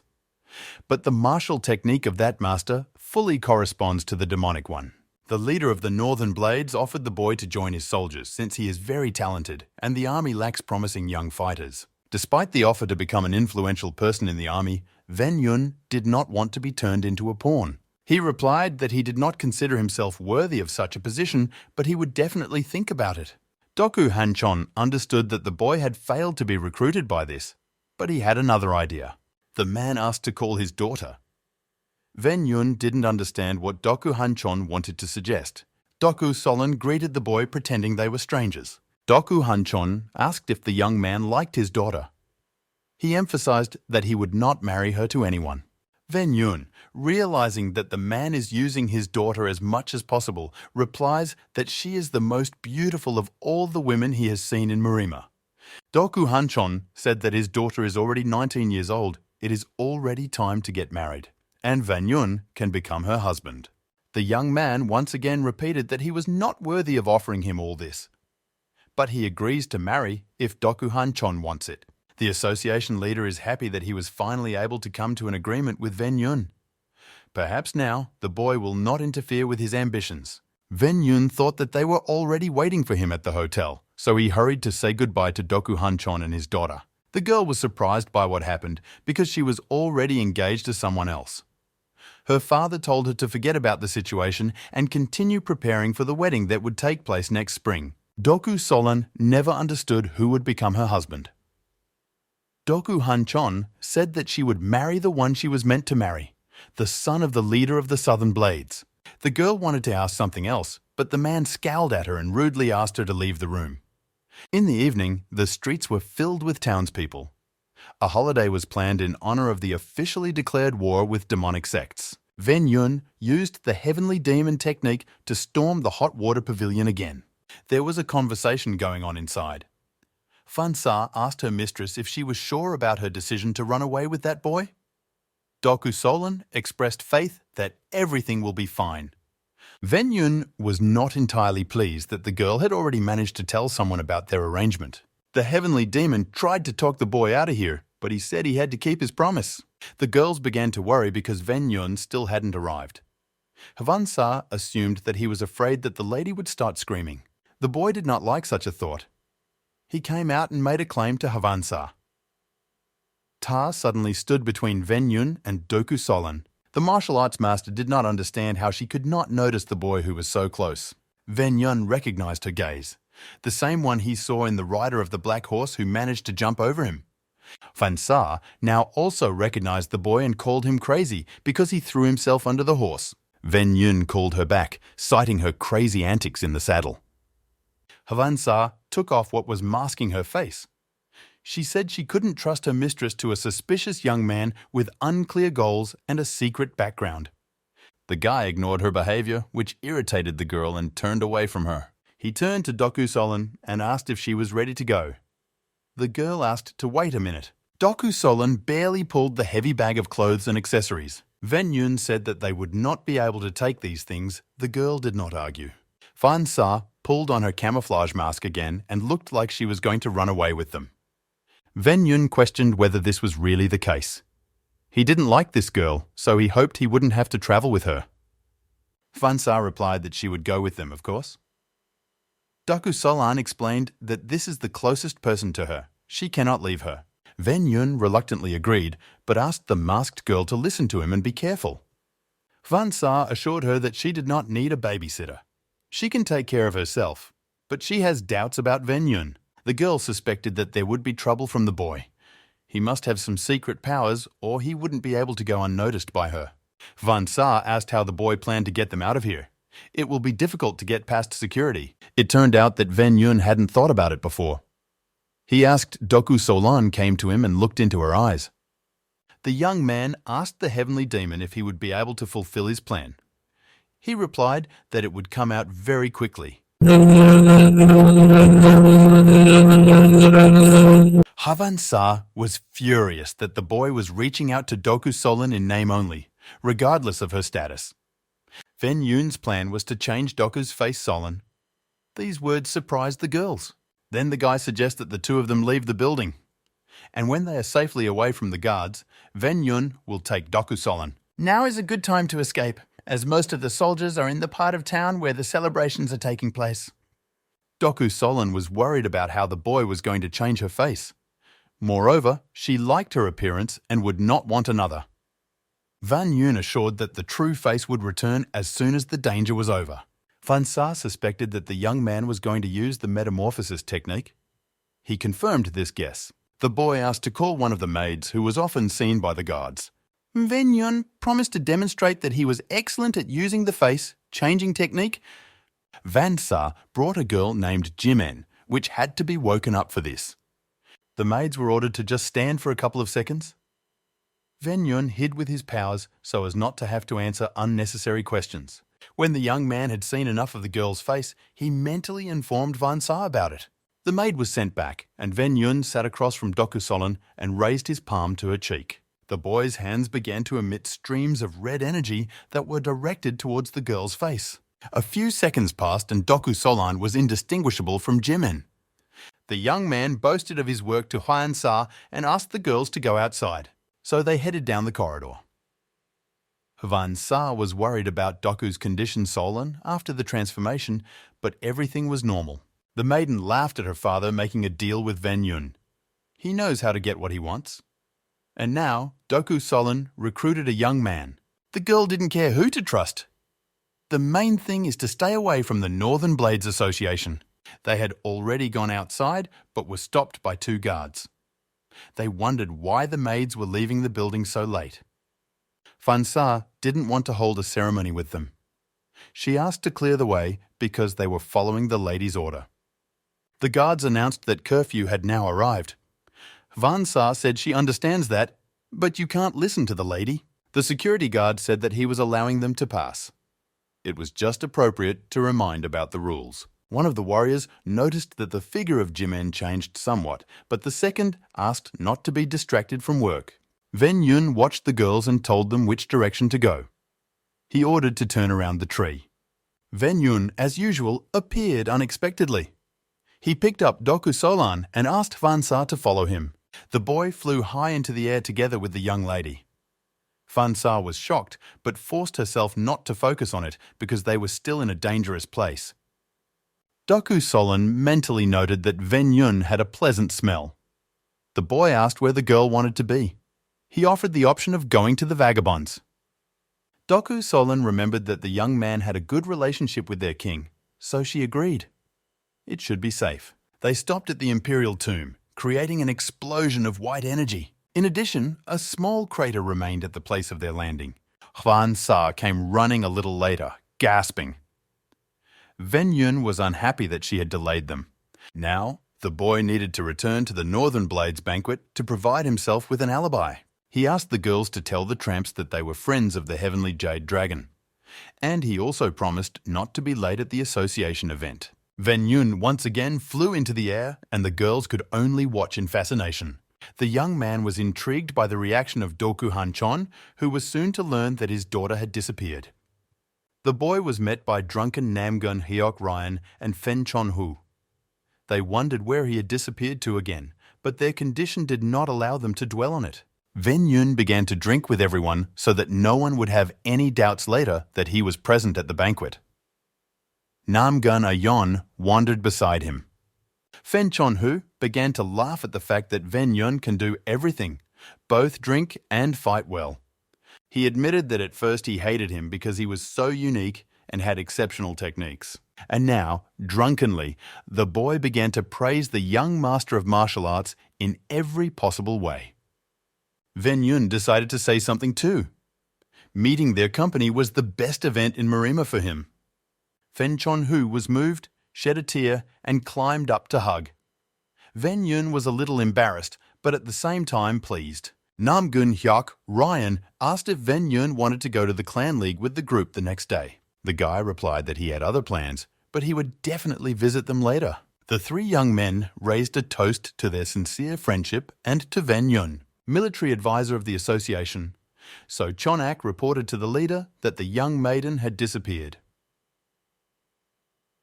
Abduction is not the reason.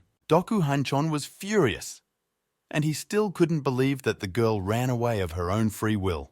The advisor explained that it was impossible to steal her because the pavilion was guarded by the best warriors. So Chonak also revealed that his men saw Doku's bodyguard Solan and one of the maids who came out of the building at night. The maid was interrogated. She wished she hadn't left the pavilion during the curfew. Doku Han-chon assumed that the maids had erased the memory. The advisor was of the opinion that the technique of metamorphosis was used. He said that the young lady definitely could not have done it on her own. Hwan Sa or someone else helped her. Doku Han-chon is sure that the guard did not have such a technique, so it was most likely that someone else intervened. So Chonak thinks that this someone most likely belongs to a status sect. But all the soldiers were at the holiday yesterday and had fun. The leader of the Northern Blades ordered the advisor to do everything possible to find the culprit. A man in a hood entered the prison and asked the muscular guard about the condition of the prisoner. The answer came that he is still alive. The prisoner was tortured to learn something, but he did not give up. The guest asked about his grandson. He didn't say anything either. The hooded man wanted to talk to the prisoner himself, so he asked to be taken to him. The slave was chained to the wall. Long hair covered his face. From clothes, only some kind of rag instead of underwear. The hooded man told the prisoner that his granddaughter had escaped. He called him and his grandson extremely hardy people. It became clear that the prisoner was the former head of Northern Blades. A visitor to the prison asked if the old man knew someone who could help the girl escape. Except for her bodyguard, who hardly possessed ancient combat techniques. The prisoner called the man crazy and asked him to leave. The guest of the cell noted that his son is dead and his grandson may soon die. Doku Solan is the last of his kind. Grandfather said that everything depends on fate, and for a long time there is no difference to him. The hooded man called him ruthless and rhetorically asked how his granddaughter would feel if she heard such an answer. The man spoke of the plans of the Orthodox to attack the demonic sects and become famous for many ages to come. He said that the old man must have invented the Absolute Sword Sutra to survive, but in fact, it never existed. The guest also said that when the old man and his grandson die, this place will be destroyed and no one will ever know that they were kept here. The man achieved what he wanted. He evoked emotions in the prisoner. The old man got angry and called him harshly. The guest shamed the prisoner for calling his son that. It turned out that the man in the hood is Doku Han-chon. A crowd of people gathered together and blocked the exit. Many were furious that Northern Blades did not release them on their own business. The guards explained that an investigation was underway and asked to listen to their orders. No one explained to the people the reason for detaining them. The association ignored all questions. The Northern Blades interrogated everyone, wondering where they were last night. The greatest attention was paid to warriors with a high level of martial arts. Ven Yun was no exception. He was dissatisfied with the interrogations and answered reluctantly. The security guard explained to him that if the boy has nothing to hide, then spending a couple of minutes explaining is not difficult at all. Ven Yun said that he did not like the way he was spoken to, as if they consider him guilty in advance. He said that he would tell where he was only to the head of the Northern Blades Association. The security guard, who tried to talk politely before that, couldn't stand it and called the boy an insolent puppy. There was a threat of a fight. The heavenly demon hoped that the young man would not fight, but run away from here. But Ven Yun had a plan. Yun approached the boy So Mu and asked why he considered himself important enough to call out to their leader. Ven Yun replied again that he would only speak with Doku Hanchon, at the same time contemptuously calling the man a commander. Yon So Mu became angry and swung his sword, releasing white energy from it. Ven Yun easily dodged, extended his fist, and used his strength to lift the man a couple of meters into the air. The heavenly demon didn't understand why the boy only used his hands and didn't take out his sword. Besides, he didn't harm the commander at all, just slightly embarrassed him. The young man replied that he did not plan to do much harm to these weak men, who could not cope with even a small amount of his strength.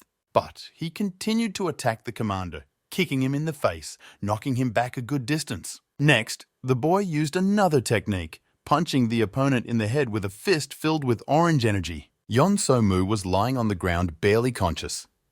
The strong defeated the weak. Ven Yun doubted whether the man was worthy of being called Heavenly Sword Law as he tried to stand up. He did not manage to do it.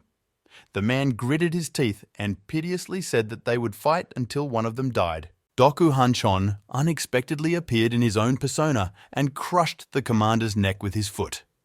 He apologized to the boy that his subordinate behaved like that. The leader of the association ordered to release the boy. No one questioned him anymore. But the cruelty shown by Doku Hanchon disgusted the young man. Ven Yun was already far away from there. The sky demon noticed his gloomy mood and asked what it was. The guy was angry because of the leader of the Northern Blades. The man did not respect his daughter or his people. The fact that such a person was considered one of the most powerful in Marima made the young man furious. The heavenly demon said that power is not gained by the one who is the most kind, but by the one who is strong and cunning. The spirit assumed that Ven Yun was angry because he had fallen in love with Doku Hanchon's daughter, whom he had misbehaved with. The boy turned to Huejnan and asked him to help improve his power and increase his influence on people. The abbot's spirit reminded him that Ven Yun had come to Murim for freedom, not power. The young man said that he needed influence precisely in order to become free, because it is difficult to do it alone. The demon said that he had to constantly prove his strength until he became the ruler. Creating a sect helped him a lot. This inspired the boy to aim to become influential so that as few people as possible had a chance to interfere with him. The demon wondered how Ven Yun planned to achieve this, and assumed that he wanted to ask the 5 clans for help or go to Shaolin, as the abbot had suggested. The young man said that the spirit did not guess. He does not want to be openly hostile to the association while it has such power, and the boy himself is objectively weaker in this regard. Ven Yun asked the heavenly demon if the heavenly sect still existed. He hadn't thought about it before, but when he mentioned the name of the sect, the spirit had a strange reaction. The demon said that the sect existed under his leadership 1700 years ago. The young man was shocked that he had lived so long. The spirit said that he was sure that the sect was long gone, but after Doku Hanchon's words, he had his doubts. Ven Yun thought that the rumors about the heavenly demon sect had arisen precisely because he possessed its techniques. Spirit said that sect member and disciple are different concepts, and his clan now exists only as an urban legend. However, if the sect no longer existed, the rumors would hardly have been so widespread and alive. The spirit concluded that people believe in the followers of the heavenly demon, although he still has no confidence. Ven Yun was surprised that a demon would only consider the existence of a sect based on rumors about it. The spirit said that if her members followed his rules, then she could still be extremely powerful. The young man made it to the place where the sect used to be, but now there are rocky mountains, and raging winds are constantly blowing around. Ven Yun doubts that there may be a secret base hiding somewhere here. The demon said that if not here, then nowhere. The guy agreed to search. At first, there were no signs of life in this cold, deserted place. At some point he noticed some movement, but the snow made it difficult to see what it was. Ven Yun guessed what could be done. Huizhen immediately understood his plan, but the heavenly demon did not. The young man wanted to stir up the snow using his inner energy. He did it with his mouth. A lot of snow rose into the air, but as a result, they did not see anything new at first. However, it became easier to navigate and view the area. In a few minutes, the boy discovered the cave. Of course, Ven Yun went to investigate her. The passage into the cave was very narrow, so the boy moved slowly through it. Under his feet, he saw something similar to tiles. This proved that people had been here. The young man wandered through the cave for several hours, but he could not find anything else. He was furious and wanted to get out of here. The heavenly demon stopped him. He noticed a stone on which something was depicted. It was 3 masks, or the face of some monsters. The demon revealed that it was the symbol of the body used by his followers. There should be a mechanism next to the image that needs to be activated. Ven Yun found him. The mechanism consisted of several keys that had to be pressed in a certain order. Fortunately, the spirit knew him. After that, they saw how the stairs opened, leading somewhere even lower. The place where they ended up was enchanting. There were many plants and waterfalls, and also the building in which the light was on. Ven Yun realized that this place had several secret passages. The heavenly demon was proud of his followers. The boy heard that someone was coming, so he quickly hid from the eyes of the strangers with the help of the demon technique. 2 girls passed by, talking to each other. The girls were very similar in appearance, hairstyles and clothes. Only the color differed. They were talking about some kind of competition. A potential winner was discussed. From the words of the blue-eyed woman, it appeared that everything depended on the older demon. The girl in pink just hoped that they would be free after the winner was announced. Blue Eye said that if the blood demon wins, they won't be able to get into Zhongwen. Ven Yun understood for himself that in case of victory, older demon would be released, and in case of defeat, he would remain in the cave. The girls wanted to leave early to explore Murim with Ok Ri Rin. They talked about him so emotionally that they must have been in love with him. Ven Yun didn't know who OK was Ri Rin, but assumed that this is some popular person. The young man asked the heavenly demon if the girls looked like members of the sect. He replied that his followers should look more menacing and carry some good weapons. The boy was running around the area and drew attention to the building. He decided she was pretty enough and wanted to go inside. It was also very nice there. Luxuriously furnished, the young man noticed a girl and a boy. The girl clarified with the interlocutor whether he would support the winner if it was not Demon Alder. She looked colorful and attractive. Ven Yun and the heavenly demon looked at her. The girl said that the older demon from the northern palace wants to seize power. The Elyuj family must protect them in case of anything. She thinks that the situation is still in favor of older demon, so he will soon get what he wants. The girl asked the boy to convey to his brother, the dark sky demon, that everything would go according to the previous plan. Ven Yun didn't quite understand what it was all about, but he compared the organization of the demonic sect to the 5 Clans League of the Orthodox. The girl stopped the young master and asked his name. His name is Elyuj Chon-eun. She said there was a chance he was her nephew and asked him to massage her feet by holding out one of them. The guy was confused, wanted to say something but stammered. Still, he began to bring his hands closer to the girl's limb. She kicked him with that leg. She called him pathetic and sent him off impolitely. He hastened to remove himself. Ven Yun appeared near the girl. She got scared and turned her head towards him. The young man once again thought about her beauty. In a moment, the girl's face became calm again, even sly. Ven Yun was surprised that she was not afraid. The girl kindly turned to the boy, asking him now to massage her legs.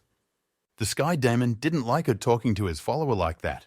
He informed the boy that she could read body language and was probably much older than she looked, but hides it with the help of a special technique.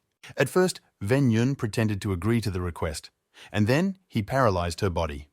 Ven Yun said that he would now start asking her questions that she should answer honestly and quickly. The girl realized that in front of her was an extremely strong warrior, possibly from an influential sect.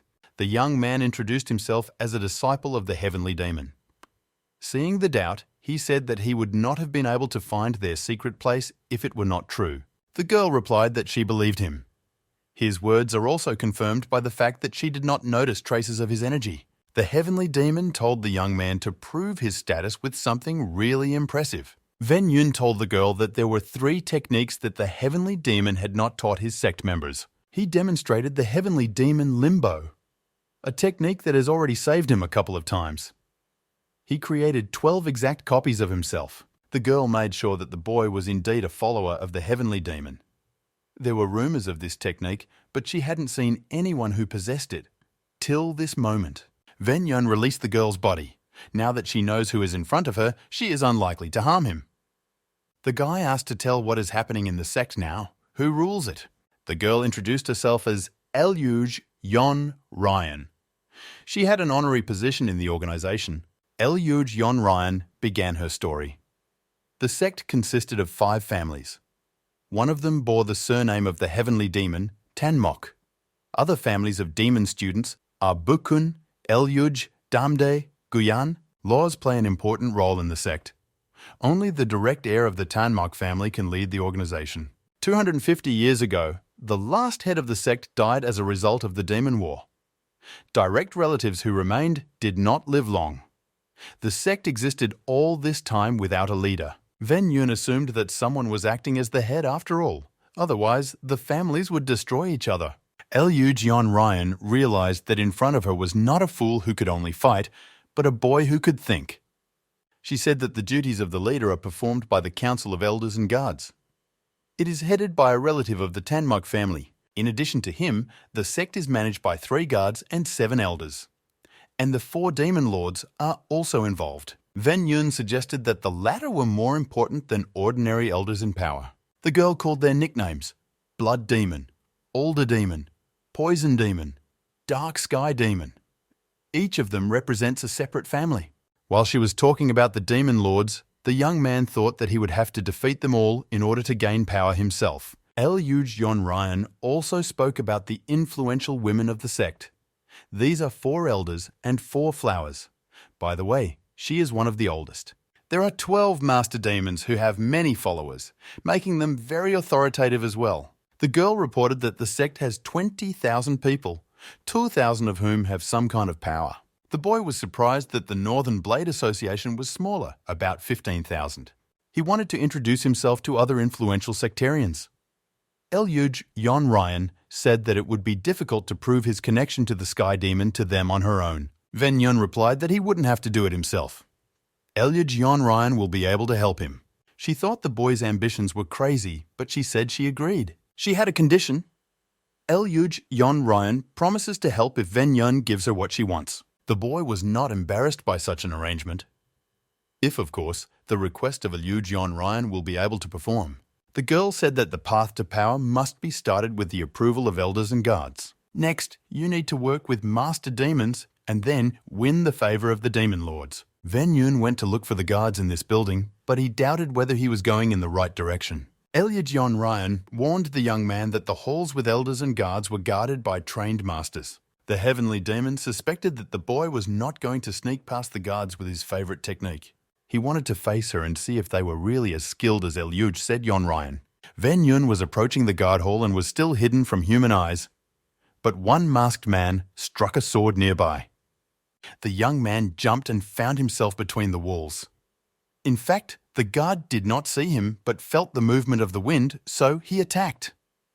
Ven Yun mentally yelled at the heavenly demon because his technique was not working perfectly. And he explained it by the fact that the boy has a low level of internal energy. The spirit also revealed that the guard also uses this technique, but his level is lower, so Ven Yun can see him. Sect members are expected to know the secret techniques of a heavenly demon. Because of this, it will be more difficult for the young man to achieve his goal. But this guard is one of the top 10 swordsmen, so it should be easier with the others. The guy entered the hall. 3 old men were sitting in the center with their heads bowed and discussing something. The subject of the conversation was the children's results in mastering martial arts. A man of lower status reported to his master that the children's level this time was better than usual.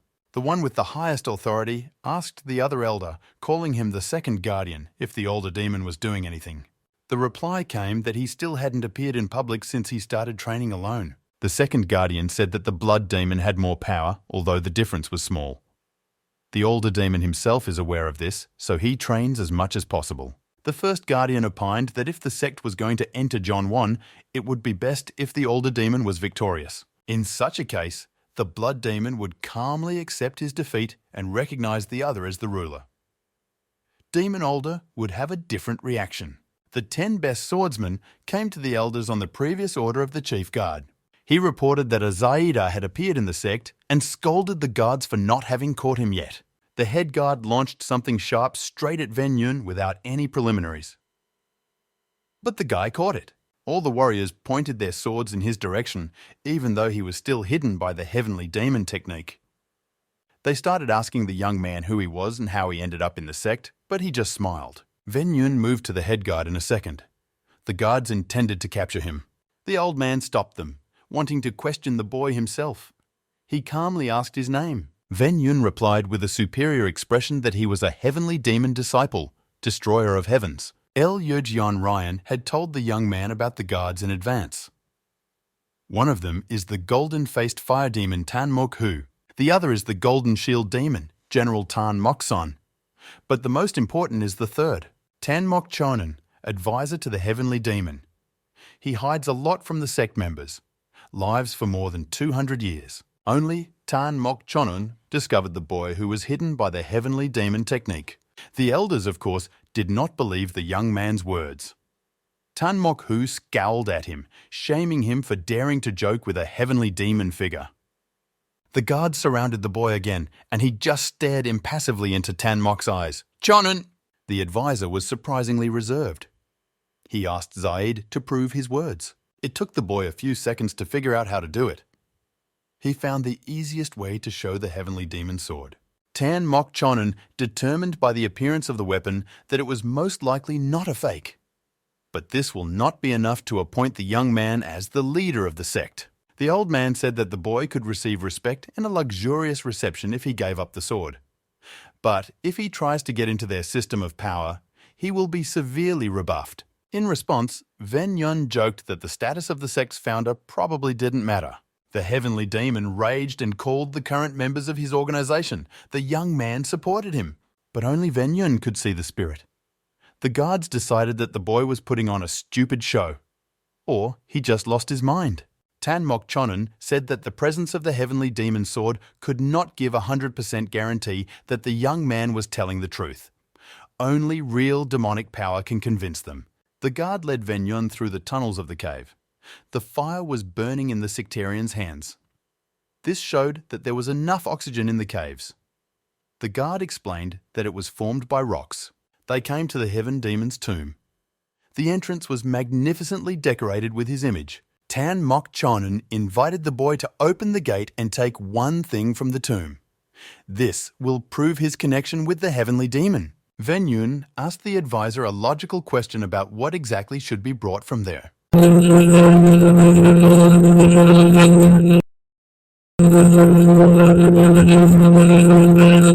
spirit said that it adored this ring. By the way, it contains secret knowledge about the fighting techniques of the demon. The guy decided that it would be useful to get a decoration. But he could not open the door to the tomb.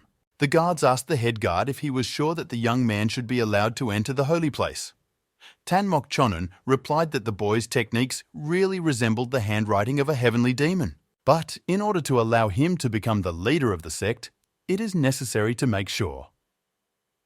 The task of taking the ring from the tomb was perfect for this. Tan Mok Chonen assured the guards that this would be difficult to do as the place was guarded by some. A servant came to the guards and told them that Ven Yun was asking them to do something for him.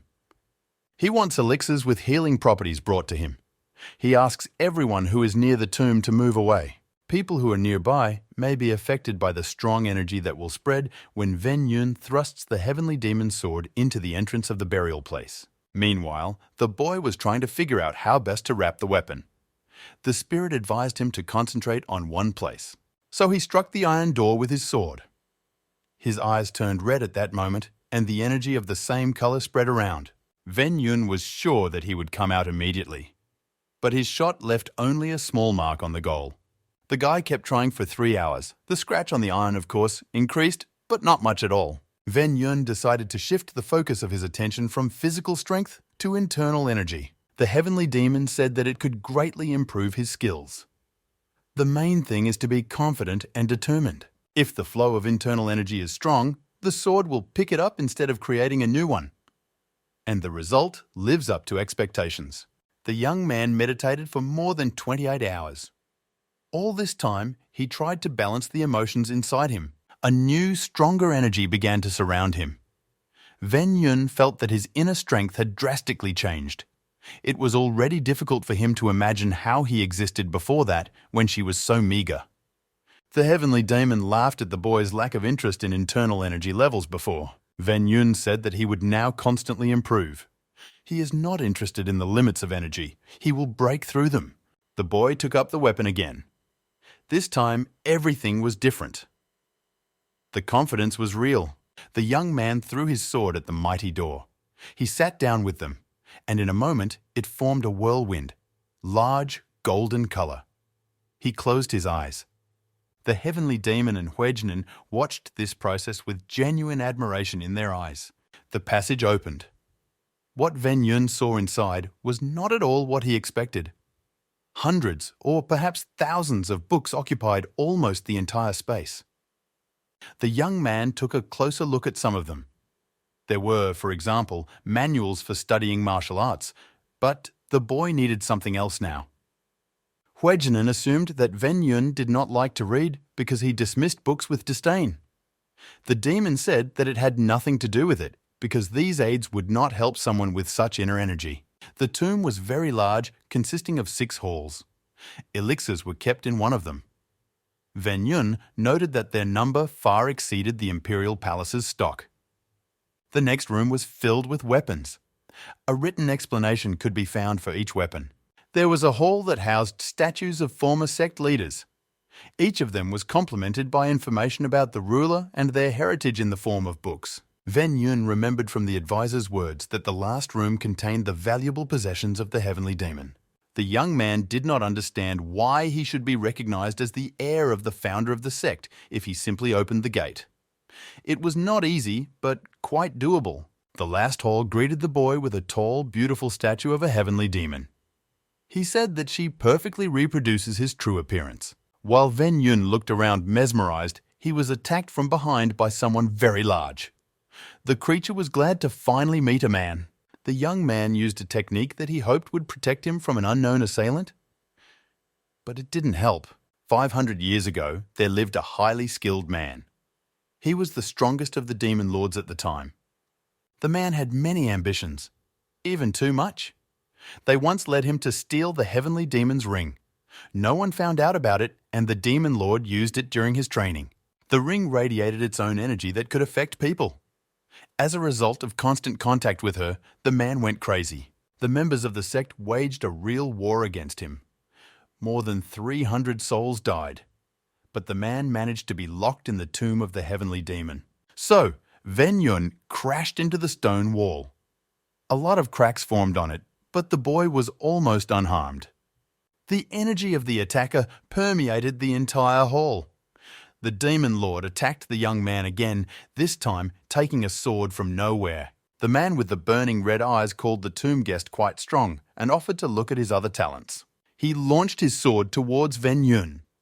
The young man was lucky that he had recently been closely engaged in the level of internal energy, so he managed to repel the blow. Seeing that using weapons was no help, the demon lord decided to use his own fists. The clash was intense. It had been a long time since Ven Yun had fought so hard. He released as much striking energy as possible, but the boy understood that the opponent had more internal strength. He also demonstrated her passion. The demon lord was pleased to be competing against a truly strong warrior. He asked who the boy was. The man did not assume that he was a member of the sect, because then he would not be allowed into the tomb. Ven Yun changed the subject, saying that the demon lord was not as strong as he was showing off. Otherwise, he would have broken out of his prison long ago. But he didn't want to talk about himself either, so he continued to ask his visitor why he had come. The young man replied that he wanted to find and take the heavenly demon's ring because it belonged to him. The demon lord assumed that the boy had been persuaded by the advisor to come here for him. And then he got tired of talking and attacked. Two boys competed with each other.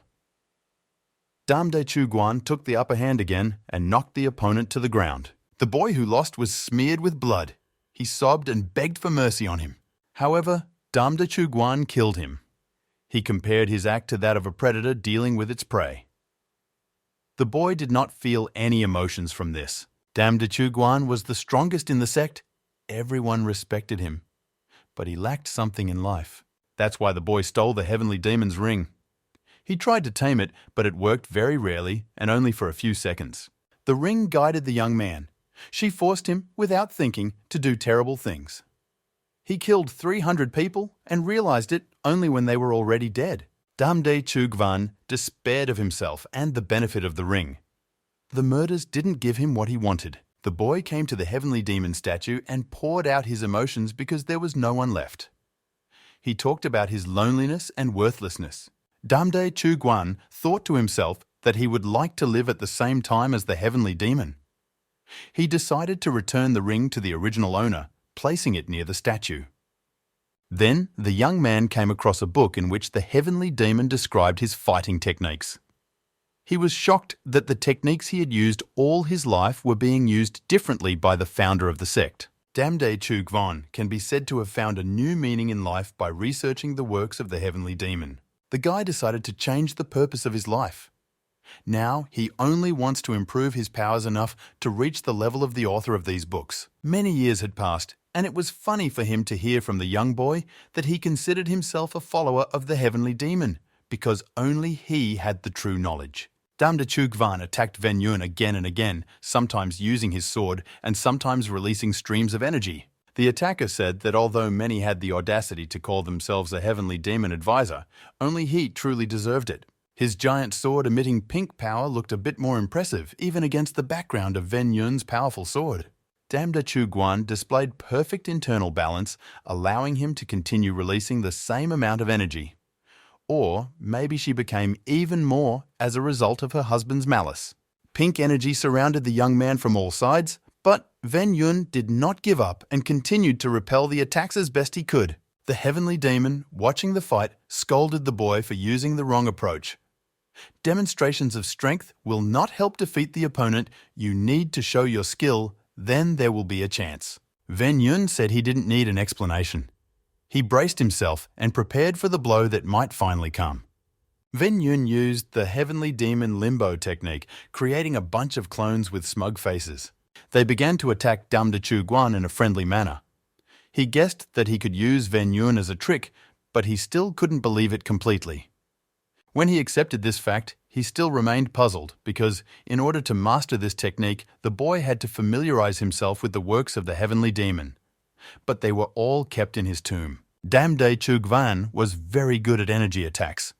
It would seem that the force is flying in all directions. It is impossible to secure oneself. But, in fact, if you know the system and the sequence, everything is quite simple. Each warrior has his own attack speed, but after adjusting to it, all that was left was to dodge each energy wave in turn. The technique of the Heavenly Destroyer was different. The energy flew out at the same time, so avoiding each individual wave will not save here. Damde Chugwan came up with another way to escape the blows. He created a hurricane of energy that knocked the clones of the young man to the ground. The heavenly demon asked Ven Yun to continue attacking, while Huejnan recommended that he stop and come up with a more successful attack strategy. The boy shouted at them that they were interfering with his concentration. Damde Chugwan assumed that he was talking to himself out of madness. Ven Yun told the demon lord that he needed to clear his mind and gave him a claw. Damde Chugwan got angry and called him a coward.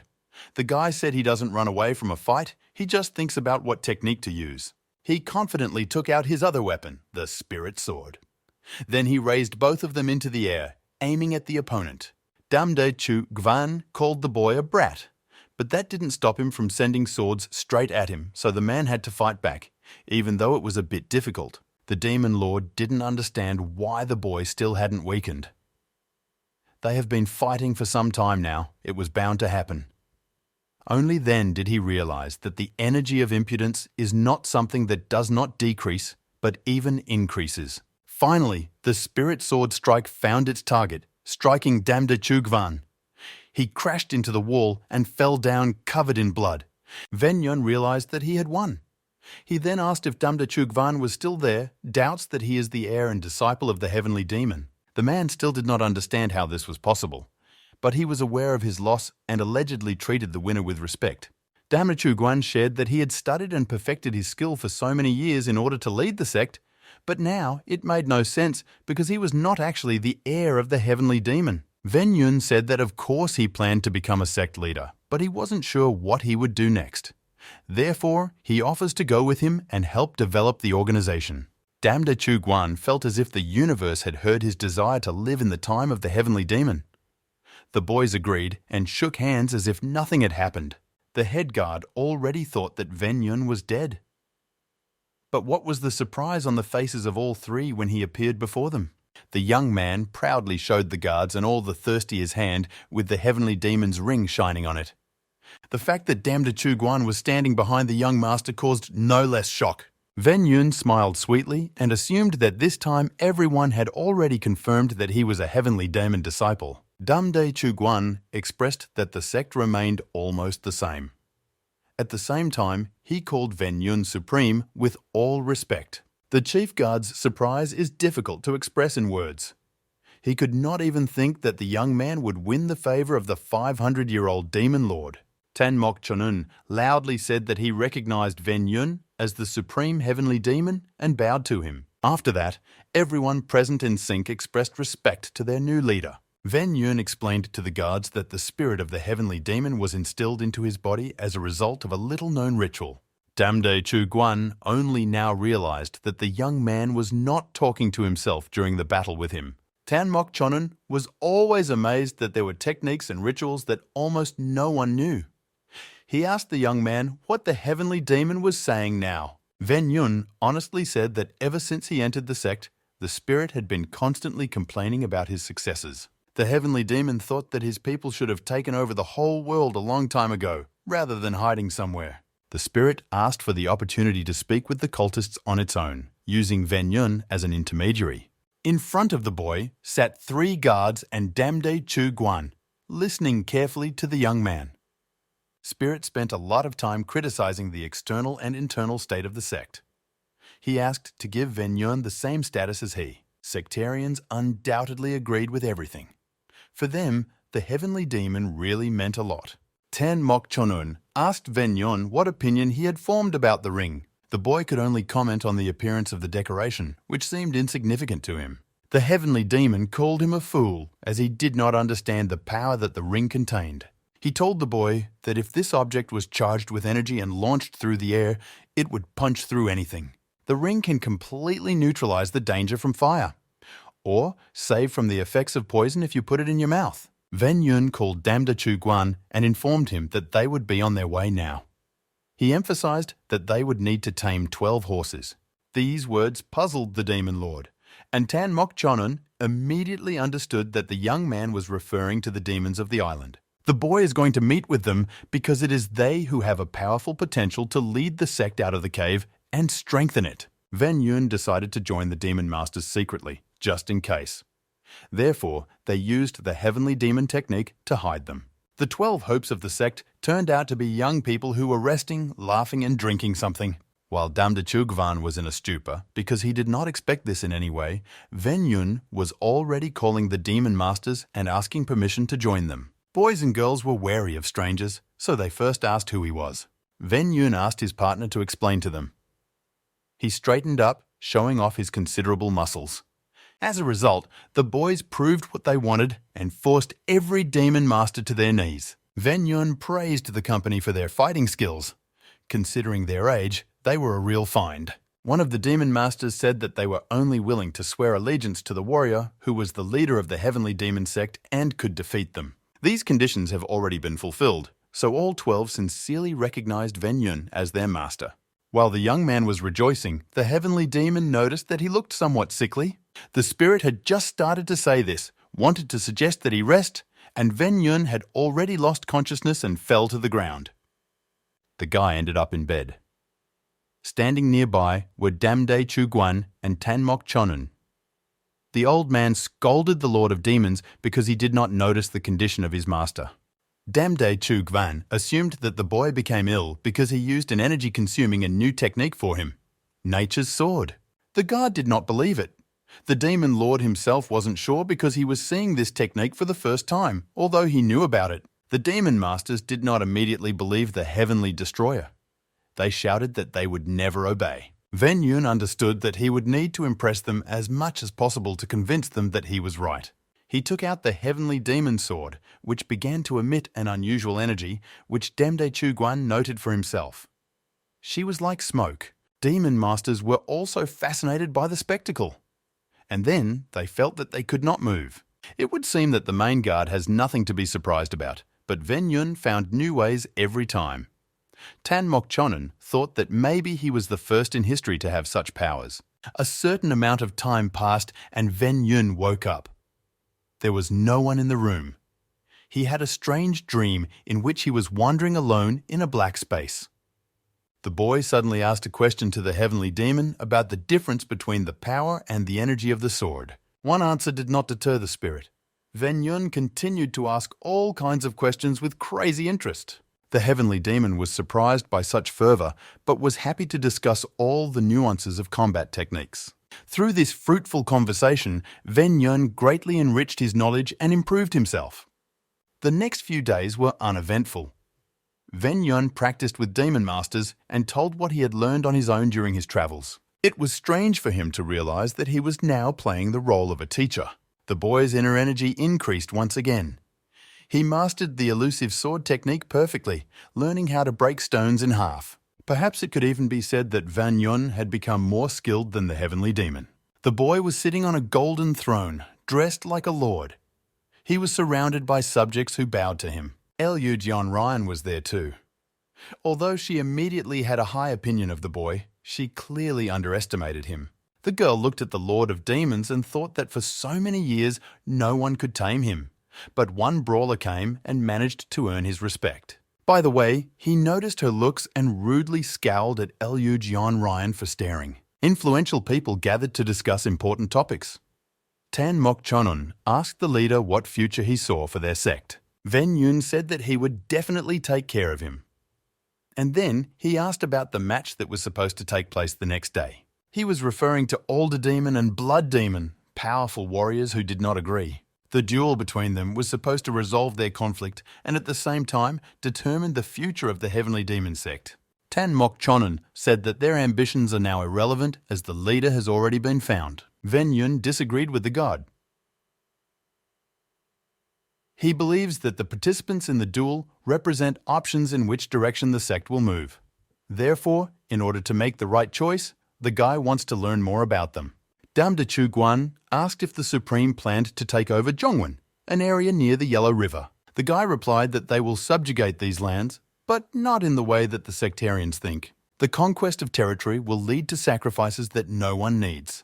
And in general, the sect must first develop from the inside and then think about foreign policy. Demon masters were talking about a new leader. OK Ki Rin asked Mu Yon's opinion, Chajon, but he did not want to share his thoughts, only saying that the Supreme really deserves his place in the sect. Everyone has seen his powers that prove it. Actually, Mu Yon Chajon was worried. Ven Yun watched the Demon Lord train and then praised him for his diligence. Next, the new sect leader asked Damde Chuguan to secretly gather 40 fairly young warriors who were completely devoted to their place of residence. The guy also ordered to check how well the training center works. The Demon Lord calmly listened to the request, only asking if the gender of the warriors mattered. Ven Yun said no, and Damde Chuguan was troubled in his soul. Why he needed an army. The Supreme Heavenly Demon sat on the throne, thinking about the upcoming tournament and Zhongwen's fate. He also mentioned the conflict between the orthodox and demonic sects. He was glad that because of him, no one would think about this secret place. The boy called the best swordsman and asked him to give the letter to the person who knows the laws best. The day of the match has come. A bunch of people came to find out about the result first. Everyone had different opinions on whether or not Jongwon should be captured, but everyone was concerned about this topic. 3 guards came out to the crowd. This caused a flurry of excited conversations because they were extremely influential. Ven Yun and Damdae Chugwan appeared near them. Ordinary people did not yet know who had become the leader of the sect, so they were surprised to see the unknown young guy. Ven Yun noticed the crowd's excitement about the match. Tan Mok Chonun said that this is expected because the event will have big consequences. The participants of the match appeared. They were quite old. Older Demon represented the Bukun family. The Blood Demon came from the Damdae family. Both were actively supported by observers. Ven Yun asked the guard why only they were competing if there were 4 main demons. Tan Mok Chonun replied that it was these personas who had the greatest influence. He then remembered that the Blood Demon was once a servant of the Demon Lord. The boy said that he remembers little from his past life. This fragment, for example, he completely forgot. Tan Mok Chonun said that the Blood Demon was loyal to his master. Even after he killed 300 people due to the effect of the ring, the Demon Lord did not want to dwell on this now. It was better to start the duel as soon as possible. Tan Mok Chonun began with a small speech emphasizing the importance of the event. He ordered to accept the result with honor. The old man asked the soldiers if anyone wanted to speak. Alder's demon showed such a desire. He said that he wanted to fulfill the wishes of the sect and lead them out of the cave. In his opinion, now is a great time to do that because their organization is big and very strong. Alder Demon then showed his fury by yelling at the Blood Demon who wants to dishonor their ancestors without developing a sect. He exalted all those present in his speech and prophesied the gradual rapture of all Murim. Ven Yun noted that the man was clearly able to speak well. He had a crowd of supporters shouting words of support. Tan Mok Chonun announced the start of the match. The one who admits defeat first loses.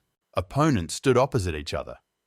Demon Alder displayed golden energy in his palms.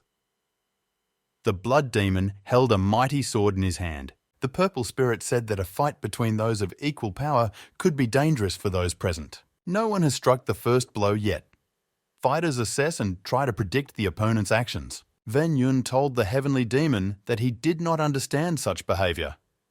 He would simply deal a killing blow and win. The spirit said that at the level of skill the fighters were at, it was impossible. Damdae Chugwan opined that the Blood Demon had a better chance. He asked what Ven Yun thought. The boy could not yet express reasoned judgments.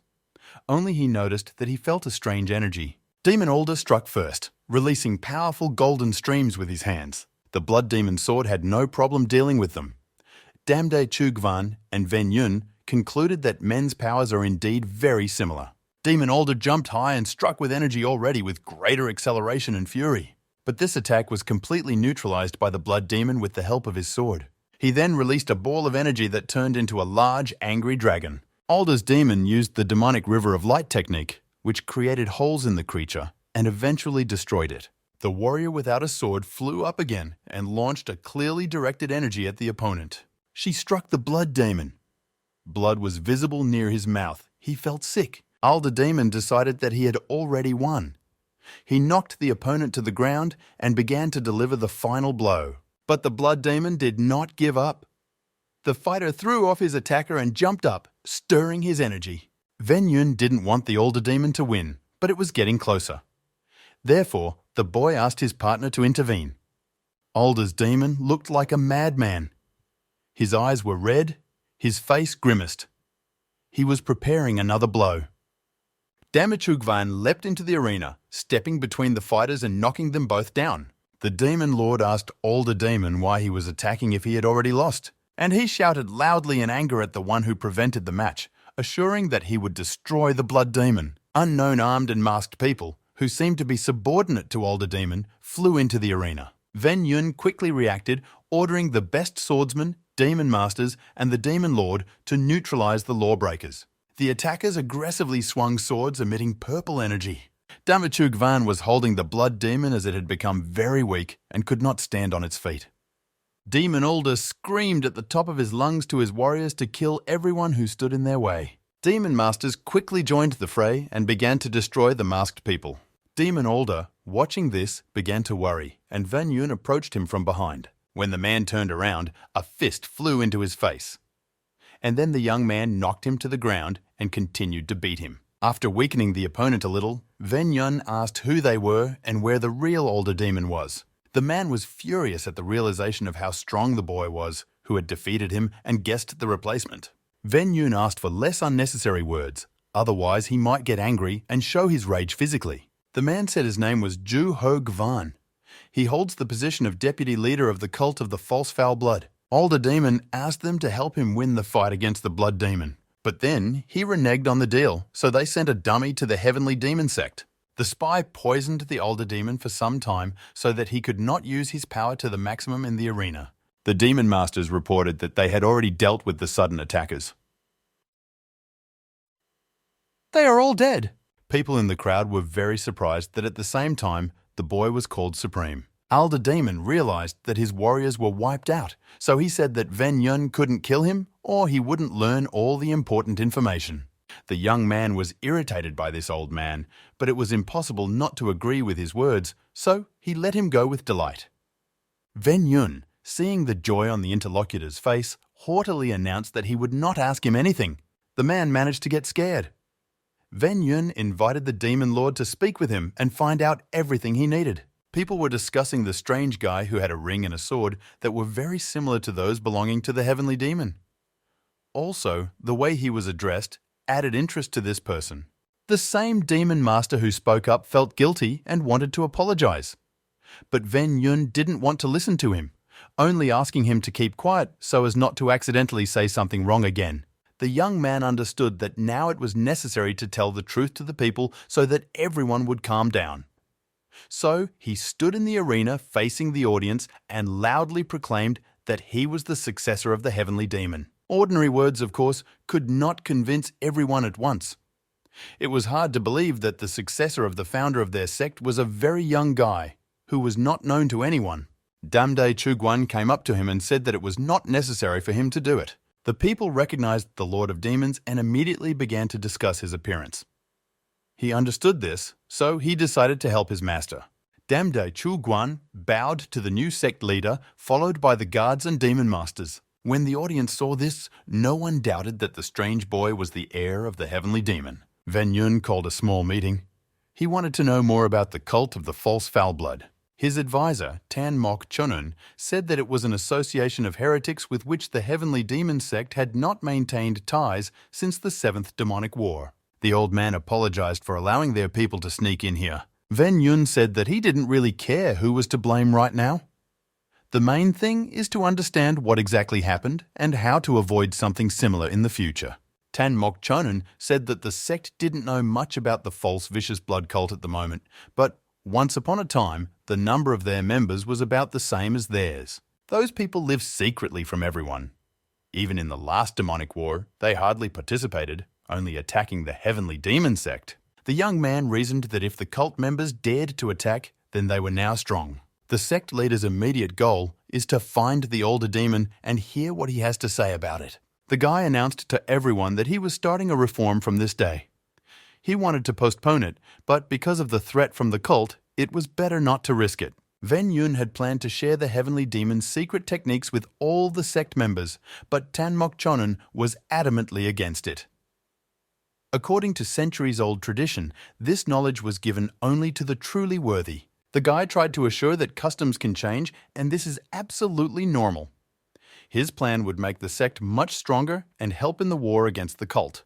Another desire of the young man was to consider above all the talents of people, and not origin or status. Van Yun considers it fair if a person becomes stronger than his leader and takes his place. The boy's proposals were groundbreaking for the sect. He proposed dividing it into 10 ranks and changing the hierarchy. Van Yun appointed the demon lord to command the army of warriors and handle the training of all the martial arts masters in the sect. No one expected such a decision because Damde Chuguan was once responsible for the death of hundreds of people. The boy said that he remembers it, but what happened 50 years ago does not affect the current events because the demon lord is completely devoted to the sect. Tan Mok Chonon asked the leader if Demon Older would be stripped of his title after his actions. It was at this moment that he was brought to the meeting hall. 4 warriors carried the older demon on a stretcher. The man was in pretty bad shape. Ven Yun said that he has no plans to change Demon Older's status in society yet. General Tan Moksun did not support such a decision because he believed that the man had betrayed his sect. The young man said that he could not punish him for one mistake. But he asks others not to worry. If the older demon does something again, he will regret it. The man on the stretcher was unconscious. He asked forgiveness from the Supreme while crying. Damde Chuguan saw his master as the heavenly demon he had read about in books. But that man seemed very lonely, and this guy was not like that at all. Ven Yun is not afraid to implement new ideas, always strives to achieve justice, and has principles that are not inferior to anyone, even respected guards. The young man reminds the demon lord of an emperor. There is something really powerful about it. Damachu Guan was training a group of children to wield a sword. Ven Yun approached him. The boys sat down on a stone to chat a little. The sect leader asked if many disciples were dying. The demon lord replied that such things happen. Not everyone can withstand the load. It's brutal, but it's important to raise strong warriors. Weak people would be weeded out sooner or later anyway. Ven Yun agreed with this. He watched the children with admiration. The group was very strong despite their age. Thanks to the efforts of the leader and his assistants, the heavenly demon sect actively developed. Soldiers were taught secret techniques, allowed to use elixirs. Therefore, the inner energy of the sect members increased significantly. 2 months passed imperceptibly, but they prepared the organization for future obstacles. Ven Yun announced that, as he had said before, he would not start a war with Zhongwan. First, he will send some of the sectarians there so that the townspeople will not notice anything wrong. The boy gathered a group with Damde Chugvan, the demon master of Muyon Chajon, and commanders Damde Murin, which will come to the surface with him. Tan Mok Chonun told the young man that he could do something before he left. There is a tradition according to which graduates who achieved the greatest success in their studies were awarded weapons. There is just one such pet, so the advisor wonders if Ven Yun wants to honor him. The boy fully supported such a tradition, as young people should be motivated to study hard. The best graduate was a girl named Bukun So-gun, who was called to the hall where the sect leader was sitting. The boy asked if she had a wish that he could grant as a gift for studying hard. The girl confidently said no.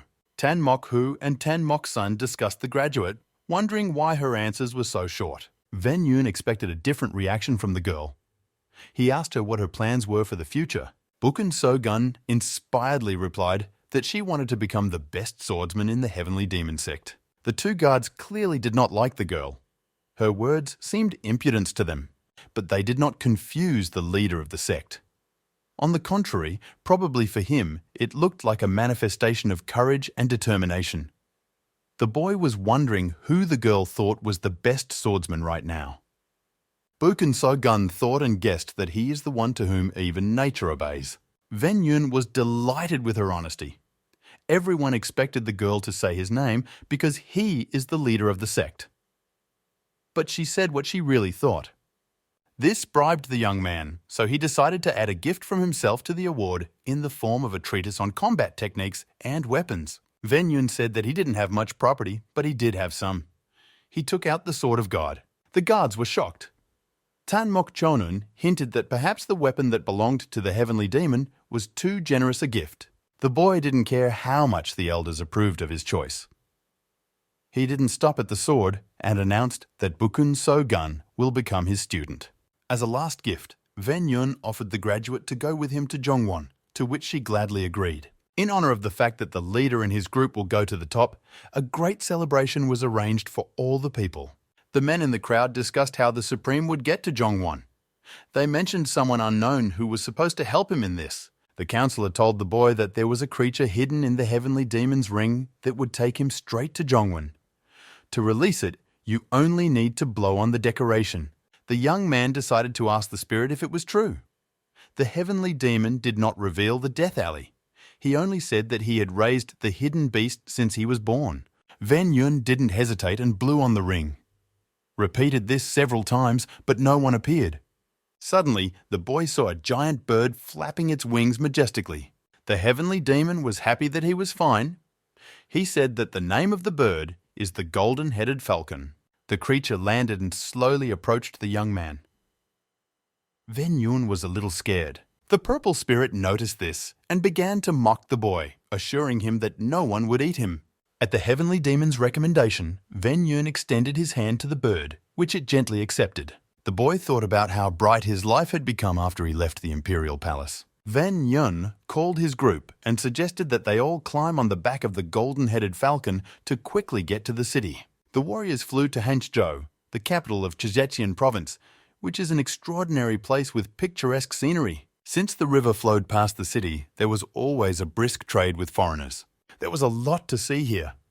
Dancers, magicians, and other curiosities met on the streets. For people who spent their whole lives in dark and damp caves, this sight seemed like a real miracle. Ven Yun was much less surprised because he had seen a lot of entertainment in the palace, but it was also the first time he encountered such on the street. Buken! So Gun was eager to try the local food, so she called for a snack stop. Damde Chugvan asked the girl to speak to the master with more respect, but Ven Yun said he did not hear anything criminal. He also agreed to the offer to eat, but not in any place, but in the most popular restaurant. The group came to Channon's house. This is one of the largest buildings in the city. It had 3 floors. The higher the floor, the richer people stay there. On the first floor, besides, you could eat. There were many people in the restaurant. The group chose a table. The waitress who came to take the order thought that these patrons looked angry. Ven Yun noticed this, so he put on his most sincere smile and ordered roast duck, noodles, fried dumplings, and tea. The waitress was relieved.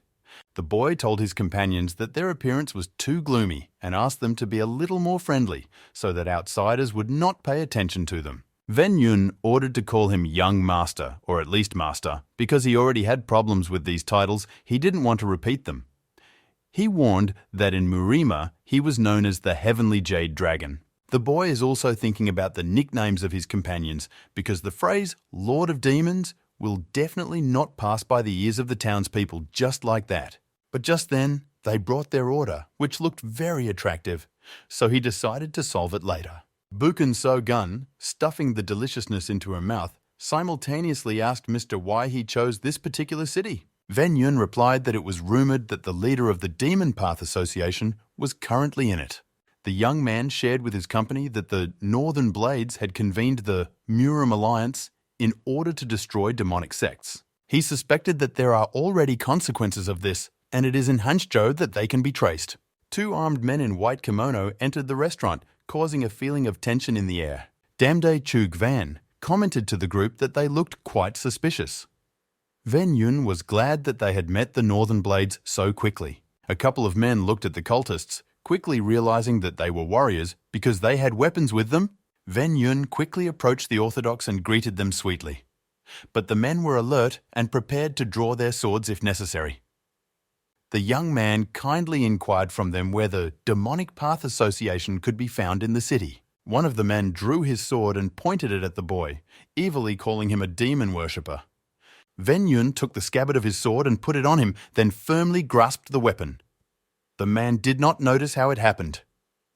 The Orthodox began to shout at the boy and order him to let go of the sword. He did so, as a result of which the man lost his balance and fell to the floor. The Heavenly Demon Sect leaders group watched the fun mockery with rapt attention. Ven Yun put on a sweet smile again and held out the man's hand, apologizing for his rudeness. He introduced himself as the Heavenly Jade Dragon. The young man complained that he had been traveling for 3 months, so he does not know about Murim's latest events. The members of the Northern Blades were confused and bowed at the boy's feet, apologizing for not recognizing him immediately. Ven Yun did not expect such honors. He asked the men what the talk was about him now.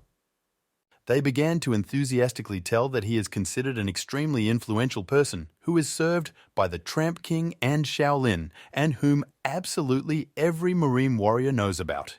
The young man was shocked by such attention to his person, and again asked questions about the events of recent months.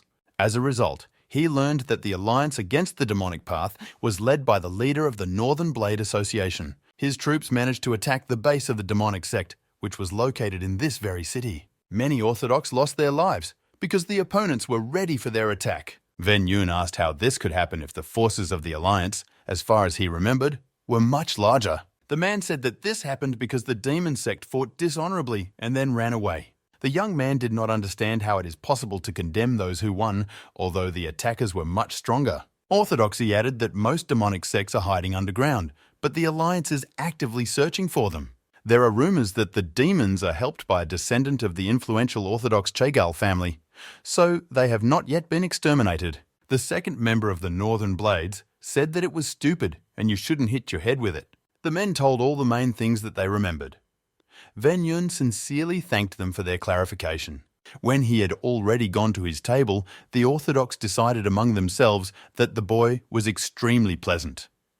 Ven Yun was glad from the bottom of his heart that the demonic sects were giving a worthy rebuff to the opponents. He did not expect this, given the unequal forces. The young man could not help thinking about the secret person who helped the demons. He asked his group not to struggle with the food because they needed to get somewhere else. They went to the Golden Frog Bank, which was the largest in the country because it had a lot of branches in other cities. The establishment was headed by Chan Un-hyun, a not-so-nice man who hated serving people, especially the poor. The company of young sectarians caused him negative emotions, which he did not hesitate to express to their faces. Ven Yun condescendingly showed the man a golden token belonging to the former emperor. The Golden Frog Bank belonged to elders Fan No and Huij No, so Chan Un-hyun quickly realized that he had to be polite to these guests. The man invited the group to a table in the reception room for the most distinguished visitors. He apologized several times for his rudeness, excusing himself as a bad day. Ven Yun said that he had already forgotten about it. The main thing is that he wants to find the brothers who lead the branch. Chan Un-hyun said that he can easily contact them, although the old men rarely communicate with other people. The boy asked to convey his request to them to come to Hanzhou to meet him. The head of the institution, of course, agreed. Later, he found out that the young people had not yet stayed anywhere in the city, so he offered to pay for their accommodation in the best place, so that they would definitely not hold a grudge against him. The young man said that this was too expensive an offer. The man was surprised at this answer because Ven Yun possessed a gold token that could be used to purchase anything. No one suspected it. The token was linked to the owners of the bank, so its owner had the ability to make purchases on their behalf. The group strolled through the evening city. Ven Yun was glad that thanks to his old friends, he could not be afraid of money problems. A stranger approached them. It turned out that he was sent by Chan Un-hyun to accompany the company. The sectarians were happy that they would have the opportunity to quietly enjoy the beauty and entertainment of the city. Ven Yun asked them not to forget too much, to be careful and not attract too much attention. The girls went to see what the local merchants were selling, and Mu Yon Chajon found a dancer and had fun with her. Ven Yun and Damde Chu Guan were quietly chatting while looking at the fireworks in the night sky. The demon lord admitted that he really liked this city. His interlocutor thought that he, on the contrary, would be quite bored. Damde Chu Guan sat in the caves and studied martial arts for 137 years, and now he came out into the world and saw the real life. Ven Yun was glad to hear this because he had once promised him that the demon lord would not regret contacting him. The boys were so engrossed in their pleasant conversation that Damde Chu Guan didn't notice that he bumped into someone. That man turned out to be simply vile and, apologizing to the boy, began to call him names and poke his finger. He said the collision injured his shoulder, so words were not enough to compensate. Ven Yun hoped that his comrade would not get angry with this fool and start a fight. Damde Chu Guan grabbed the man's shoulder, but it was not obvious that he was hurt. But he began to shout and assure that the boy will not get away with such insolence because he has powerful connections. Of course, the demon lord was not frightened by this. He was rather amused by such a reaction. The man said he would forgive the careless boy if he crawled between his legs. Damde Chu Guan really did it. He did not care that people had already gathered to watch the argument. He asked if the man had forgiven him now. It was obvious that he wanted to invent another condition. Ven Yun asked the brute to finally calm down. Moreover, such a beautiful day. The man pushed him, cursing that the boy was meddling in his business and also talking nonsense. After such an act, Damde Chu Guan attacked him from behind and knocked him to the ground, his fierce red eyes flashing. The man fainted, the ground beneath him cracked, blood flowed from his head, The demon lord menacingly spoke that he would fulfill any request of his master. Can crawl on the ground or imitate a dog. But if the boy is wronged, he will punish the scoundrel. That man seems to have died. The Gapes began to run away quickly, sensing danger. Van Yun was angry that Damda Chugvan did not listen to him and attracted a lot of attention. He apologized, but said that he could not help himself. A man who accompanied the company made his way past the crowd to the boys. He said that the body should be removed from here. Van Yun apologized for the inconvenience and asked if it would be difficult to cover up the situation. He replied that he would fix everything, but it would be difficult for their company to leave Hanzhou now. The young man asked if the deceased was really such an influential person as he said. The man said that he was just a thief, but he had good connections with the demonic sect. Van Yun said that he would definitely find a way out and reduce the number of possible problems. The next day, the whole city was plastered with advertisements describing this situation. But the person of the deceased was condemned there, and his death was justified by a small, stupid head. Anyone hurt by this death can be given money as an apology in the royal hall of House Qianan. People who read the news did not understand what the trick was. Can anyone come and get money? The company is located in Qianan, Bukun. So Gan asked the master to start training her in combat techniques, as he had promised. And Damda Chugvan recommended that the boy better take a walk and rest after all the adventures. Van Yun didn't want to shirk the duties he had given himself, so he decided to devote his time to the new student. So they are from Bukun, so Gun will go to train in the fresh air. Damda Chugvan stays for the elder. Van Yun warned him that members of the demonic sect might come. He asked not to kill them under any circumstances, but to learn important information about how to contact the sect. Training took place in the suburbs. Bukun So Gun showed how she wields her new sword. The guy said that her movements were too soft. A master warrior should be sharper, like lightning. The girl tried to listen to the coach's words. Van Yun asked to concentrate on the tip of the weapon. So far, she hasn't been doing very well. The boy suspected that the reason was the new sword, to which she was not yet fully accustomed. They sat down to rest and drink water. Van Yun asked if she felt anything when she performed the heavenly demon techniques. Bukun So Gun couldn't answer. The guy was patient. He explained that sooner or later, the consciousness must connect with the sword. The main thing is to train regularly. The girl jokingly pouted, accusing the young man of not giving her enough time. Then she jumped up and cheerfully assured that she was ready to continue her studies, although she seemed exhausted before that. Meanwhile, the heavenly demon whined in displeasure that Van Yun was busy training the girl instead of taking over the world. Also, the spirit did not like the boy's order for Demde Chuguan not to kill anyone. In his opinion, a true follower of the heavenly demon must destroy anyone who interferes with his plans. As an example, the spirit suggested the behavior of a demon lord who had recently killed an annoying man. Van Yun said that he can't kill all potential enemies because innocents might get hurt. The heavenly demon didn't see it as anything to worry about. And Huijnan fully supported the young man's position. Van Yun tried to reassure the purple entity that he would still have time to accomplish his goal. There was no rush. The boy heard a sound that signaled that Damda Chugvan had apprehended the demonic sect. They are from Bukun. Sogun turned back and noticed several dead bodies on the floor. The demon lord innocently informed that one of the cultists was still alive, so everything was fine. The guy noticed that the detainee's condition was bad and doubted whether he was even capable of talking. Damda Chugwan loudly ordered the bound man to tell the master what he had already told before. The detainee seemed weak. He answered something calmly, while at the same time using a hidden knife to cut the rope. When the man broke free, he swung his weapon at the leader of the heavenly demon sect, shouting insulting words. Bukun. So Gun stopped the unexpected attacker with the spirit sword, remembering the new teacher's instructions. She said that she would not kill him on her master's orders, but strongly advised against such attacks again. The amazed man thought that the best fighter in the whole company was Damde Chugvan. He did not expect that the young girl would be able to stop him. Van Yun praised the student for her agility and approached the beaten man with the aim of finally questioning him fruitfully.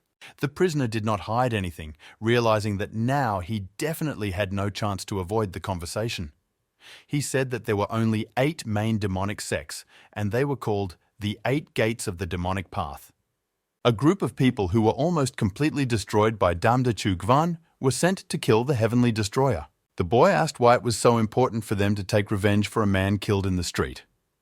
Branitz replied that he was a relative of the leader of his group. Ven Yun asked to be taken to him to personally apologize for causing the family's loss. The prisoner got scared and began to shout that he could not do this because the leader would kill him for the miserably failed mission. The Sky Demon warned the young man that a new group, much larger, was heading towards Tianan's house. Ven Yun told the man about it.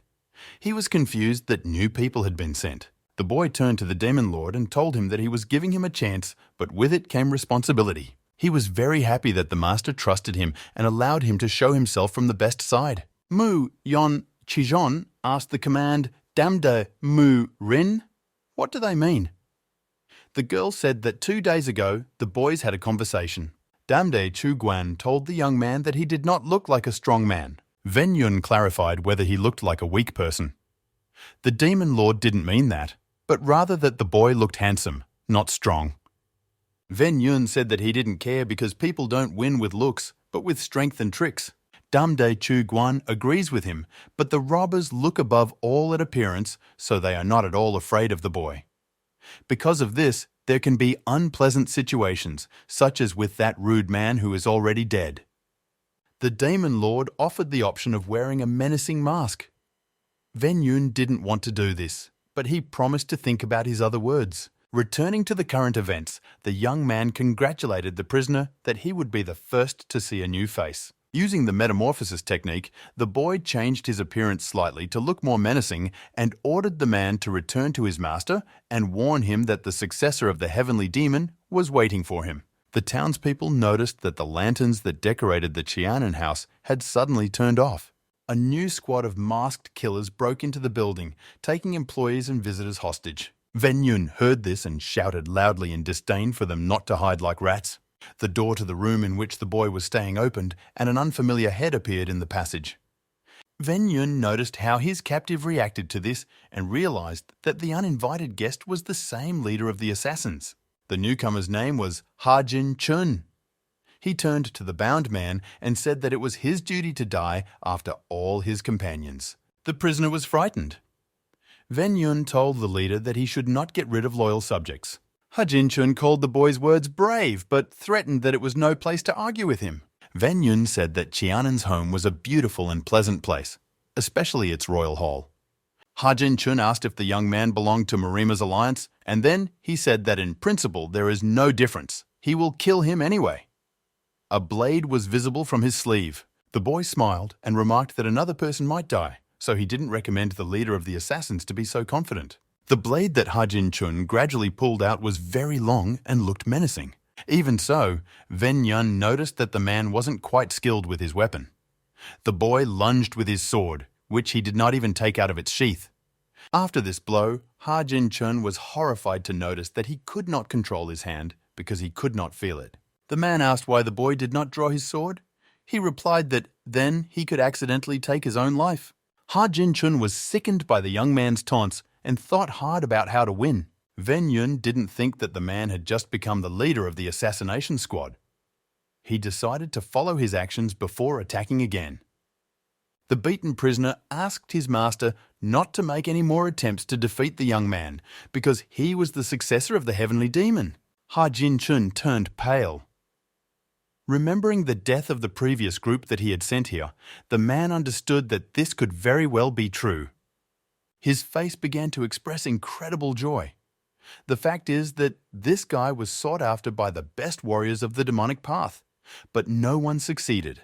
The successor of the heavenly demon had killed a bunch of members of the Northern Blade Association, so the respected demons really wanted to meet him. If it was Ha Jin Chun who brought him to them, he would receive quite a bit of recognition.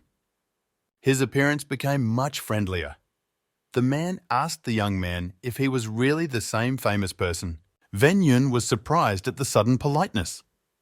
Damde Chuguan quietly suggested that it might be due to the changed face. Ha Jin Chun formally introduced himself and revealed that it was an honor for him to personally speak with the successor of the heavenly demon. He asked the boy to go with him to a meeting with the representatives of the demonic path, who are very much waiting for him. Ven Yun learned that Ha Jin Chun was subordinate to the Grand Council, so he asked to simply convey his message to her. The young man does not really take sides, but the Murima Alliance does terrible things just because it can, so Ven Yun is against it. He wants to talk to the main representative of the demonic sects. Ha Jin Chun asked why the boy didn't want to talk to the leader in their territory. Ven Yun scheduled a meeting in 10 days at the Kaifun Palace. That is where the headquarters of the Orthodox Alliance is located. Such a proposal stunned the man, because he is sure that it will be dangerous for their leader. The guy assured that he is also at odds with the Murim Alliance, but there is someone who will help them. He agrees that it is possible to accidentally get into a fight, but promises to protect the leader of the demonic path. Ha Jin Chun noted the boy's lack of seriousness, at least in conversation. It's like he's just playing a child's game. But the man agreed to the offer and left Tianan's house.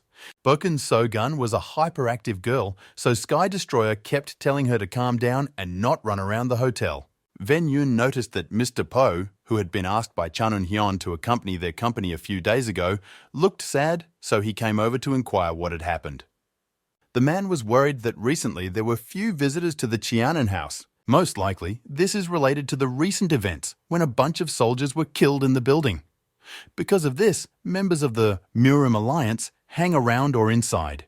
They constantly interrogate guests and closely monitor their actions, looking for a trick in everything. Therefore, of course, many people began to avoid institutions. When Ven Yun realized that the Orthodox were to blame for this, he became very angry and promised Mr. Po to solve the problem. Soon, he decided to go to the headquarters of the Murima Alliance, asking Chanun Hyun to give him a ride. The head of the local branch of the Golden Frog Bank said that many entrepreneurs suffer from orthodoxy. Ven Yun was furious because the alliance was supposed to be fighting against demonic path warriors, not ordinary people. Chen Un-hyon said that the most affected are the traders. The Orthodox themselves decide who has the right to sell their goods and who does not. And local people are not brave enough to stand up for themselves. The guy wondered if it affected the Golden Frog Bank. The man said no. The reason is that the bank is supported by the imperial family and ministers, but not everyone has such connections. Ven Yun realized that the favorable conditions for the development of the bank were provided by the brothers Van No and Huej No. The truck reached its destination. The headquarters of the Murim Alliance looked very expensive and formal. At the entrance, the boy was met by guards.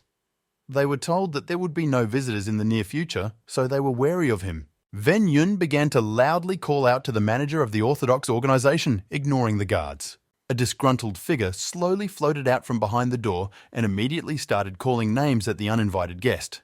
The manager of the Alliance branch turned out to be an old acquaintance of the young man, Yu Hyon Chon, who was not happy to see him again. Ven Yun, on the other hand, was very pleased. It made his task easier. The man had to be polite and invite the young man inside. After a small exchange of insincere pleasantries, the boy said that the Chyanan house, in which he was staying, was constantly surrounded by suspicious types. Yu Hyon Chon, trying to maintain a short conversation, began to scold these scoundrels. And then it turned out that Ven Yun was talking about the Murima Alliance members, and the man's face froze for a couple of seconds. Then he jumped up from the table and quickly ran somewhere, saying that he urgently needed to go to the toilet. Chon once learned that strange people rented the top floor of the Chyanan house. Afterwards, he ordered his subordinates to keep a close eye on the building and interrogate various visitors to the pavilion. So, Yu Hyon Chon flew into a certain room to a man and ordered to leave Chyanan alone. Then he quickly turned back to the young guest, talking about imaginary stomach problems. Ven Yun joked that his stomach hurt because the man didn't think about the consequences of his actions. The boy hinted that he understood where Yu Hyon Chon was running to, and assured that he would not have any problems if the soldiers from the Alliance bypassed the pavilion by the 10th road. His interlocutor promised that he would personally follow up on the boy's request. At the same time, Ven Yun decided to ask the man about the recent events in Murima from his point of view. He supported the legend that he traveled to other countries for 3 months. Yu Hyon Chon revolved his story around hunting down followers of the demonic path. The boy already knew most of the information, but he still learned something new. It turned out that some demons were fruitfully engaged in sales. That is why Alliance Marima is trying to take control of the trade sphere. The man is constantly in conflict with several orthodox sects, including the League of Five Clans. All the others express full loyalty to the leader of the Marima Alliance, so he does not worry about these quarrels. It seemed to the young man that the man was really sure that most of the soldiers were loyal to him and nothing threatened his plans. But Ven Yun has a different opinion. Once the emperor told his grandson that a small rat could destroy a giant dam. Then the boy was very surprised. The fact is that rodents create holes, as a result of which cracks appear, which decide the fate of the dam. Grandfather drew a parallel with the empire and called to always pay attention to insignificant, at first glance, problems. Ven Yun was almost sure that the number of enemies of the alliance would increase. He wondered how Doku Han Chon, the former head of the Northern Blade Association, who now led the alliance, would act in such a case. When Yu Haion Chon asked when the boy was going to join his organization, he was confused and then said that he planned to do so in a couple of days. As a result, he managed to avoid a long conversation about it, but the young man promised to visit the leader of the Murim Alliance. Chan Un-hyeon brought him back to the pavilion. The boy immediately informed Mr. Po that he had agreed on everything, so he had nothing more to worry about. Yon approached the young man Chajon, hidden by the heavenly demon technique, announced with a thought that they needed to talk. Van Yun was secretly informed by Mr. Po that a guest had sneaked into their group and was waiting for him. He came from the demonic sect. The young man asked the man to make sure that no one entered their rooms for a certain time because he was very tired during the day. The boy metamorphosed his face into a more menacing one as he made his way upstairs with the master demon. There he saw several people, one of whom was completely hidden by a hooded garment. This person reported that 10 days is too long. The demons did not have the opportunity to wait long. It became clear from the voice that the secret person was a woman.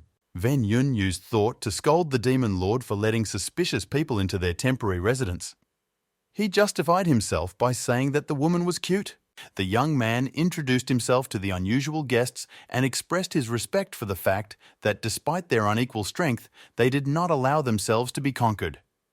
He decided that the woman in the hood is the head of the demonic sects. The undercover person reported that the boy was wrong in one of his 2 statements. The demons really gave a worthy rebuff to the orthodox, but she is not their leader. Ven Yun was surprised because he wanted to meet the head of the demonic sects and asked who she was then. The person threw off his outer clothes. A young-looking girl was hiding under him all this time. She introduced herself as a demonic path war advisor named Chigal Cho-hon.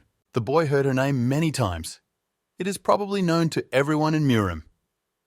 He didn't think he would see her, even so soon. Chigal Cho-hon noticed his surprise and assured her that she herself was surprised to meet the young man, because, according to rumors, he should be bloodthirsty. She added that Ven Yun is also very handsome. The guy frowned. Bukun So-gun addressed the war counselor as her sister and remarked that her words about Mr. being a wonderful person turned out to be true. Ven Yun didn't like her student gossiping about him with a stranger. He hoped she hadn't said too much. The boy said he would like to talk face to face, relieving their subjects of unnecessary work. The girl agreed. Bukun. So-gun didn't want to leave them, so the demon lord had to drag her by force. The girl asked for Chegal Cho-hon, then tell her what he and Mr. talked about. So, Ven Yun and the demon military advisor were left alone and sat down at the table. The young man did not hold back and asked what his student had told her. He also apologized for the fact that the girl may have had time to tire Chegal Cho-hon. The interlocutor assured that the conversation was not very long. The counselor was only interested in finding out in Bukun So-gun which of the young masters seems to be the most powerful to her now. The young man asked what answer she gave. He thought she called her master's name. Chegal Cho-hon said that Bukun So-gun told about 2 such Marima warriors. The first is, of course, him, the faithful successor of the Taishon Mountain Heavenly Demon. And the second is the Heavenly Jade Dragon, which follows the righteous path that the people love. The girl noticed the strange expression on the interlocutor's face and assumed that he had heard about the second warrior. The boy confirmed her opinion, but in his soul reigned dissonance from what he heard. Chegalchohon said that these young masters, along with Dokuhanchon, the leader of the alliance, and Aichizan Sanfen of the shaman faction, are called the Five Heavens of Murim. Ven Yun had never heard such a name. The girl explained that it was invented recently. Despite other representatives of the faction, the most interesting people for the people are the young masters. The young man asked why them. The explanation is simple. Both appeared extremely unexpectedly and quickly gained popularity due to their extraordinary power. Chegalchohon said that she herself is interested in watching them and seeing the result of who will be stronger. Ven Yun didn't think it would get so out of control. He simply disguised himself so as not to stand out from the crowd and, as a result, confused all Murim. The heavenly demon opined that it was, on the contrary, a great opportunity. You can easily take advantage of things that people don't understand. Huejnan berated the purple entity for another terrible thought. But Ven Yun agrees with the heavenly demon to a certain extent. Chegalchohon informed him that she had something important to tell him if he didn't mind.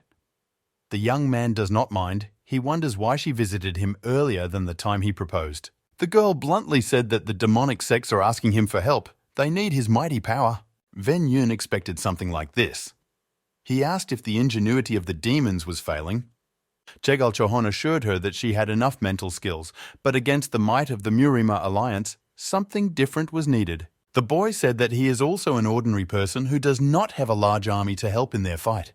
The counselor expressed her belief that someone extraordinary is sitting in front of her, the one who can decide the outcome of the war. The young man was pleased by the flattery, but he couldn't help but ask what the demons would do if he didn't help. Chegalchohon said they won't hurt him, but maybe there will be a rumor that the successor of the heavenly demon has stopped in the house of Chianan, and the Murim alliance is unlikely to miss it. The counselor assured that the boy would have to fight in any case, but he can choose, with the demons or against them. Ven Yun had not expected such determination and cunning from the girl. Now he realized why the Murima alliance had not yet succeeded. The boy wondered if he should be bold. However, he said that he has his own conditions for cooperation with demons. First, Ven Yun does not want anyone to control his actions. Second, the demonic forces should help him if he needs it. Or Chegalchohon said that the conditions are weighty and the young man behaves as if he is striving for the title of Grandmaster. Ven Yun, his bright red eyes flashing, assured that the title of Grand Master of the Demonic Path would be enough for him. Chegalchohon agreed to the dubious terms, but she too had an additional request. The boy called her impudent. She agreed with his statement, but felt obliged to take the risk. The counselor wants to enlist the power of Ven Yun. The young man understood that he could refuse. Chegalchohon won't go through the motions when her people are in danger. The girl said that the internal politics of demonic sects is suffering a lot. The authority of the Council of Elders and the Grand Master is rapidly declining, but it is difficult to do anything when the demons are at war with members of the Orthodox path. The boy asked how he would be able to use the powers of the demonic sects if there was discord within them. Chegalchohon replied that first the situation in the administration needs to be corrected, then the opportunity will appear. This is her request. Ven Yun assumed that if he gained access to domestic politics, he would be able to seize power for himself. The girl hinted that she wouldn't mind if that happened. The main thing is to restore order in the demonic sects. If you have watched this far, I am very grateful to you. I hope you enjoyed this video because I put a lot of effort into creating it. I would be very grateful if you like this video and subscribe to the channel.